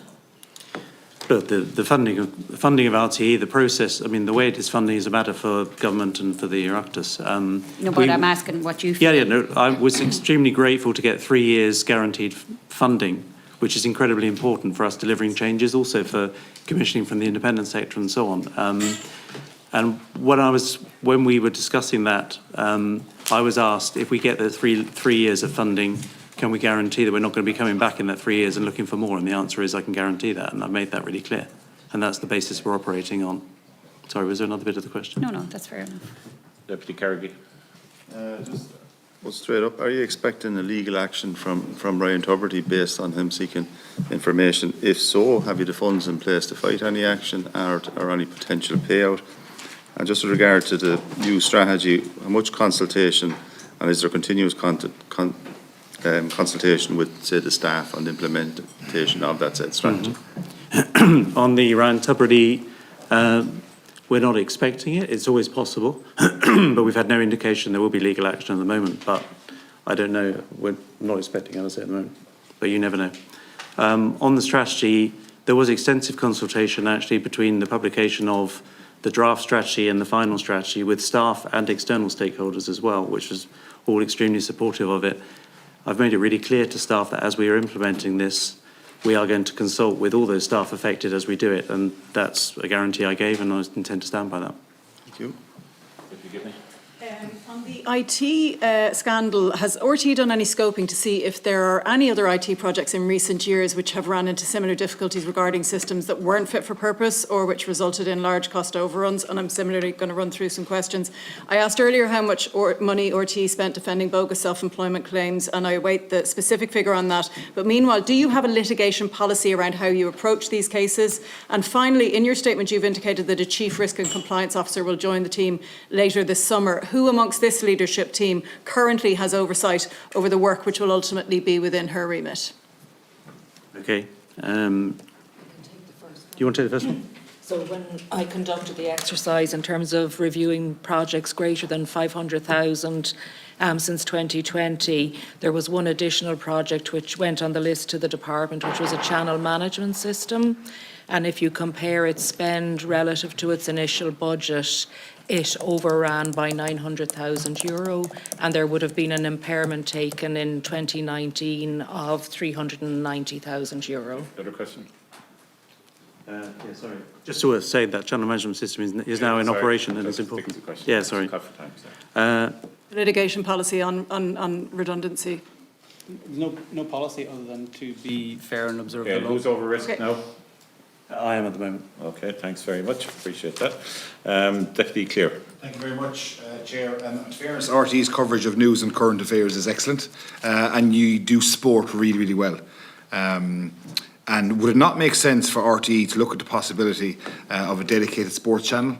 We're in an environment now similar to the news channel. We have an environment now where there's loads of extra space for games, repeat matches, weekly highlights. I suppose what I want is RT to commit more coverage to sport, but in particular women in sport. I'm a father of 4 children. I was former manager of Kilkenny and Carlow Camogie teams, and at best you might have 4 or 5 Camogie matches in a year. There's probably more time spent talking about shorts and skirts in terms of your coverage than there was actually in the actual game itself. So could I ask, is that something that you could look at? Because I think it would be really welcomed. You do it really, really well, and I think there's definitely a market there, and you might get more people paying their licence fees if there was that dedicated channel as well. Could I just say, on women's sport, there is a summer of women's sport coming up, and we've got all the big tournaments coming up, so that's good. Our head of sport is and we are all very committed to women's sport, and I think we've got a good track record in that area, but we're always ambitious within the budget. Channel? On the channel, I don't think we're in the business of setting up new channels, because we have a player, and that allows the whole of the audience to see a whole range of sports. As we did during the Olympics, you can stream a whole number of sports at the same time, so I don't think a new sports channel is necessary, but we need to maximise our rights in that way. Yeah, I'd look for a breakdown of the departments where the VEPs are coming from and kind of how big the departments are going to be in the future, what they were in the past. Kind of not expecting that now.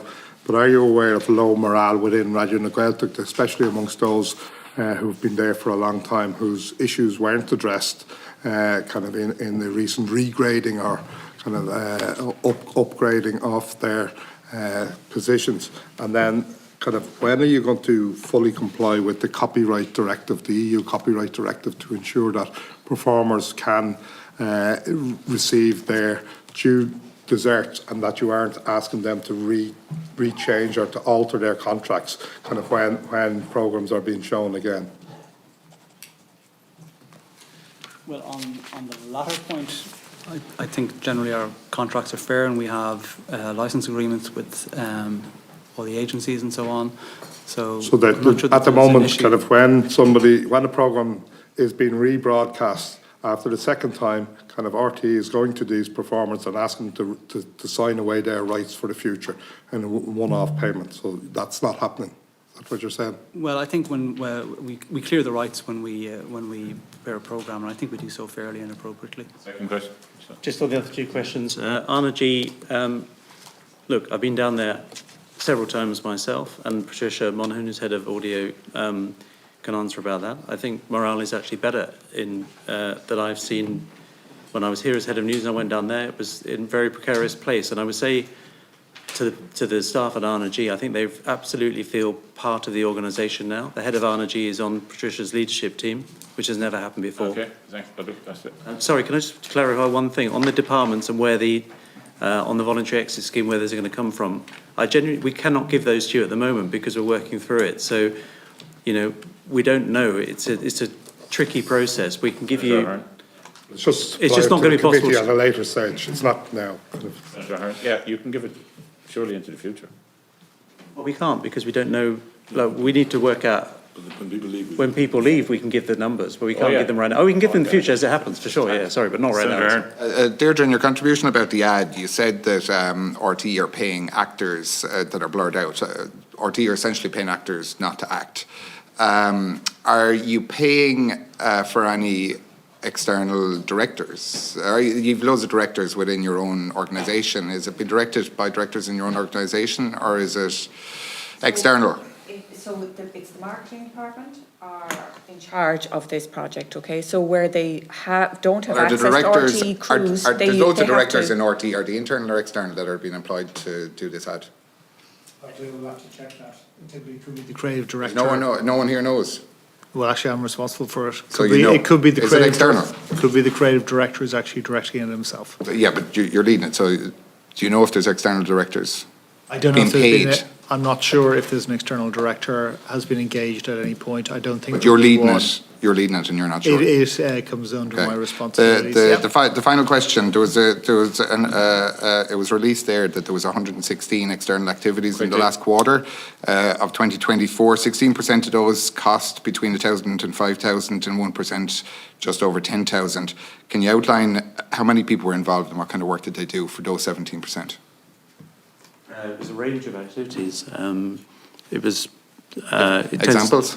Examples: after dinner speaking, hosting conferences. That's the sort of thing they tend to do. Can you send a list of well, those we're activities were? prohibited by the data we can give, unfortunately, to our frustration. Senator, a list of Without the kind of activities. in general activities. Yeah, we can send us a list of the kind of activities. Not the actual people. Yeah, no, we can send a list of the activities. Yeah, absolutely. Deputy O'Sullivan. Chair, just briefly again. First of all, in relation to Irish language strategy, I see that under your transformation plan that it's going to be reviewed. I just hope that wouldn't lead to a diminution in any existing service, provided by TG Cahir on RT.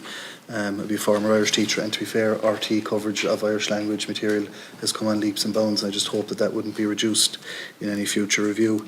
And secondly, you have information here about disinformation and climate unit. Now, specifically with disinformation, and this isn't meant in jest, but is that to monitor news? Is it to monitor online traffic?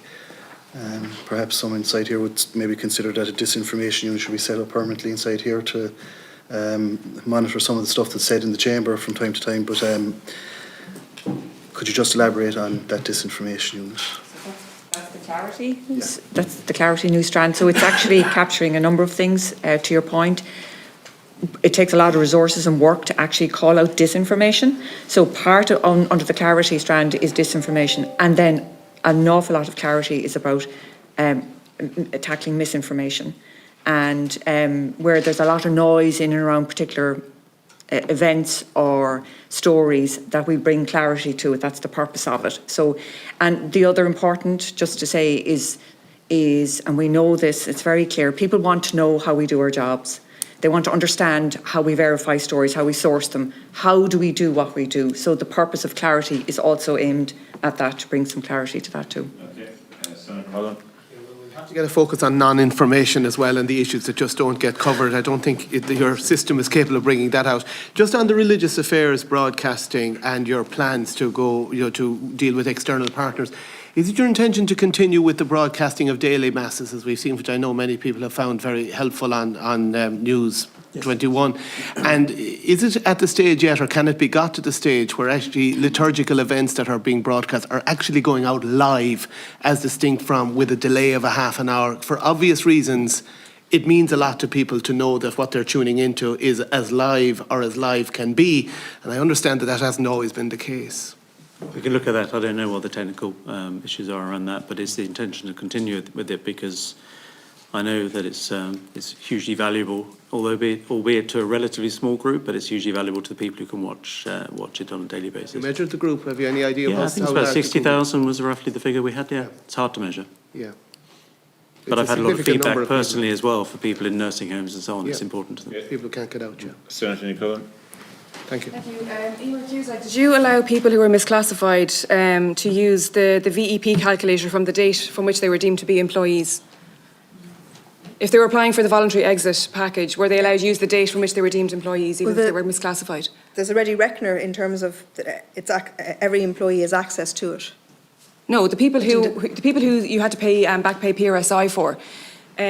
So, for example, if you were working in RT from 2012 to 2018, but you weren't deemed an employee for those years, but then that PRSI was back paid, so you actually were deemed an employee, you were misclassified. If that person wanted to use the voluntary exit package, were they allowed to use the date from which they were deemed to have been an employee? So it would be from the date of their contract of employment. So if somebody had been contracting prior to 2018 or 2016, their employment date with RT would start on the later date, 2016. Were they allowed to use all of the dates for which they were deemed to have been employees if they had been misclassified? I just want to get an idea of whether they were allowed to use it. They weren't. Okay, well, I don't think that's very fair. Daniel Cody, you said you're aware of Carshan. Can you commit to engaging with the people who now need to be, whose tax and whose pensions and whose leave and whose benefits need to be rectified?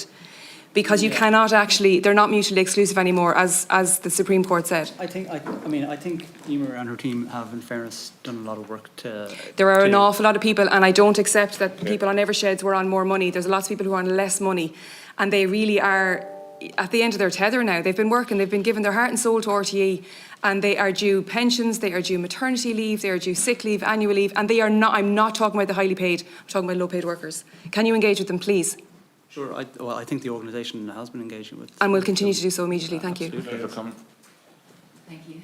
Your news is excellent. However, with the redundancies uptake over 3.5 times oversubscribed, how confident are you with the big disparity between what a journalist earns and some of the presenting talent earns, that you will be able to attract in the future quality journalism? You know, attracting journalists is already a challenge. You know, the media landscape has changed. There's a lot more opportunities for journalists out there now in different types and different sectors, not to mind just within the media sector. And it's also a challenge to try to, you know, attract journalists who can afford to live in Dublin and who, and it may only be for a mat leave contract or a backfill, so it's not necessarily. So the challenge is already very, very difficult. And how are you addressing that challenge? Well, we try to encourage as much. I mean, even with the voluntary exit programme, you know, we always need journalists, and we hopefully will be in a position to roll out and look for a new panel of journalists. Offering more money, or perhaps better use of regional journalism as well. As you mentioned, That's there, how expensive absolutely. it is to be based in the capital. We all want journalism to be moved out into the regions anyway, to reflect more societies, more communities. So is that a possibility? So that is absolutely a possibility, yeah. So would there be a commitment then that there would be more journalists out in the field, outside of Dublin? Well, and we do have a lot of journalists already in the regions. So Maybe new offices, new bureaus opened? but I wouldn't mind that at all. That may be a wider discussion in terms of resource. Okay, Deputy Brennan, have you? Yeah, just, as I said, apologies for missing early on, but is there anyone that is concerned that there may have been a conflict of interest surrounding the procurement of the IT system? Can we get a reassurance on that? Who got the contract? And were they... Sorry, the previous one? Yes. Bearing Point and Unit 4. Can I have that? I can assure you that I've looked into this. The procurement process was 100%. The team spent 2 years trying to get it right. I'm not asking, that's not the question. The question is there is conflict of interest? I don't believe so. The company that was selected, part of why they were selected was because they apparently had successfully implemented their system with local authorities. And That is not the question. The question was simply, and you've answered, you're reassuring me there was no conflict of interest in the procurement of the IT system. As far as I can tell, it seems to be done very well. Okay, podcast question, which is a big issue for me, considering the amount of driving I do. Getting back, and I have to be honest with you, transparency as regards the 66, 67 thing is something that I think you really need to reflect on. Just back in relation to this famous news production, which really has annoyed a lot of people, can we just confirm, the camera crew, the technicians, are they from inside or outside the organisation? Outside. Outside. That to the general public is bananas. Sorry, actually, that's not bananas because... Well, sorry, we have Yeah. questions first, if you don't mind. No, sorry. No, but you just made a statement. To the general public, and I just wanted to say why. There is a production teams within RT, and we're on long enough now, there's production teams for demos and ads within RT, correct? Wait a second, every second. There's also a creative management group, 3 people I think brought in 2019 or 2020 or sometime around then as well. So there is a group of people, let's just say, who do this work and have done it in the past. So to the general public out there, why they would think, and I'm reflecting the public because that's my job, why they would think it's bananas is if there's people inside who can do this work, why isn't it being done inside? So that's my question, and the other question is in relation to the podcast and the 66, 67. Thank you. Okay, just on the why do we bring people in, the team inside are producers and commissioners, and it's the most efficient way, rather than have camera crews hanging around, it's the most efficient way to do it, and also invest money, as I understand people would like us to do in the creative sector outside RT, rather than bring all resources in-house. Of course we'd use RT resources if we have them, but to pick up on a previous point, we don't have enough camera crews as it is. You have the capacity, but you just don't have the people. I'm not They sure don't we have have the time. No, I'm not. Sorry, I don't think we have the. No, I think we have the capability in other areas. The camera crews are being used for other productions, but Like the production of this could not be done in-house. well, the production team running it are in-house, and the standard practice would be to get, expertise, whether it's camera crews or sound people or whatever, from outside, and that's the most efficient way of doing it. It's the most efficient way of spending public money. People have different views on that. Sorry, quickly, because I don't want to break my own rules. The podcast and the 66. Can I bring in Patricia on podcast, because she's heading it up, yeah. From a podcasting point of view, that's a key priority for us. So we're currently in procurement for a new audio app that will improve that, and that will be launching next summer. And we also, over the last We're in the middle of a GA season, and I'm listening to podcasts from all over your competitors, and I have to say, I'm not listening to RT, and I don't think Mr. Clear or anyone else is mad into GAs as well, and into other sports. There is a GA podcast. I know, but and we've appointed a head of podcasting as of yesterday. And the 66, 67 is the last thing before we close off the meeting. Yeah, well, we can put those. They're very, very clear. We can publish them on the hub. I mean, they really are clear. And as I said, I think it's more how you enact them rather than what is there. Okay, that was a very extensive session. I would just want to take this opportunity to thank the witnesses for coming in, and that concludes our public business. And while the witnesses are leaving, we will now go into private session where we'll deal with our own business, and we'll give a couple of minutes for people to maybe use the bathroom and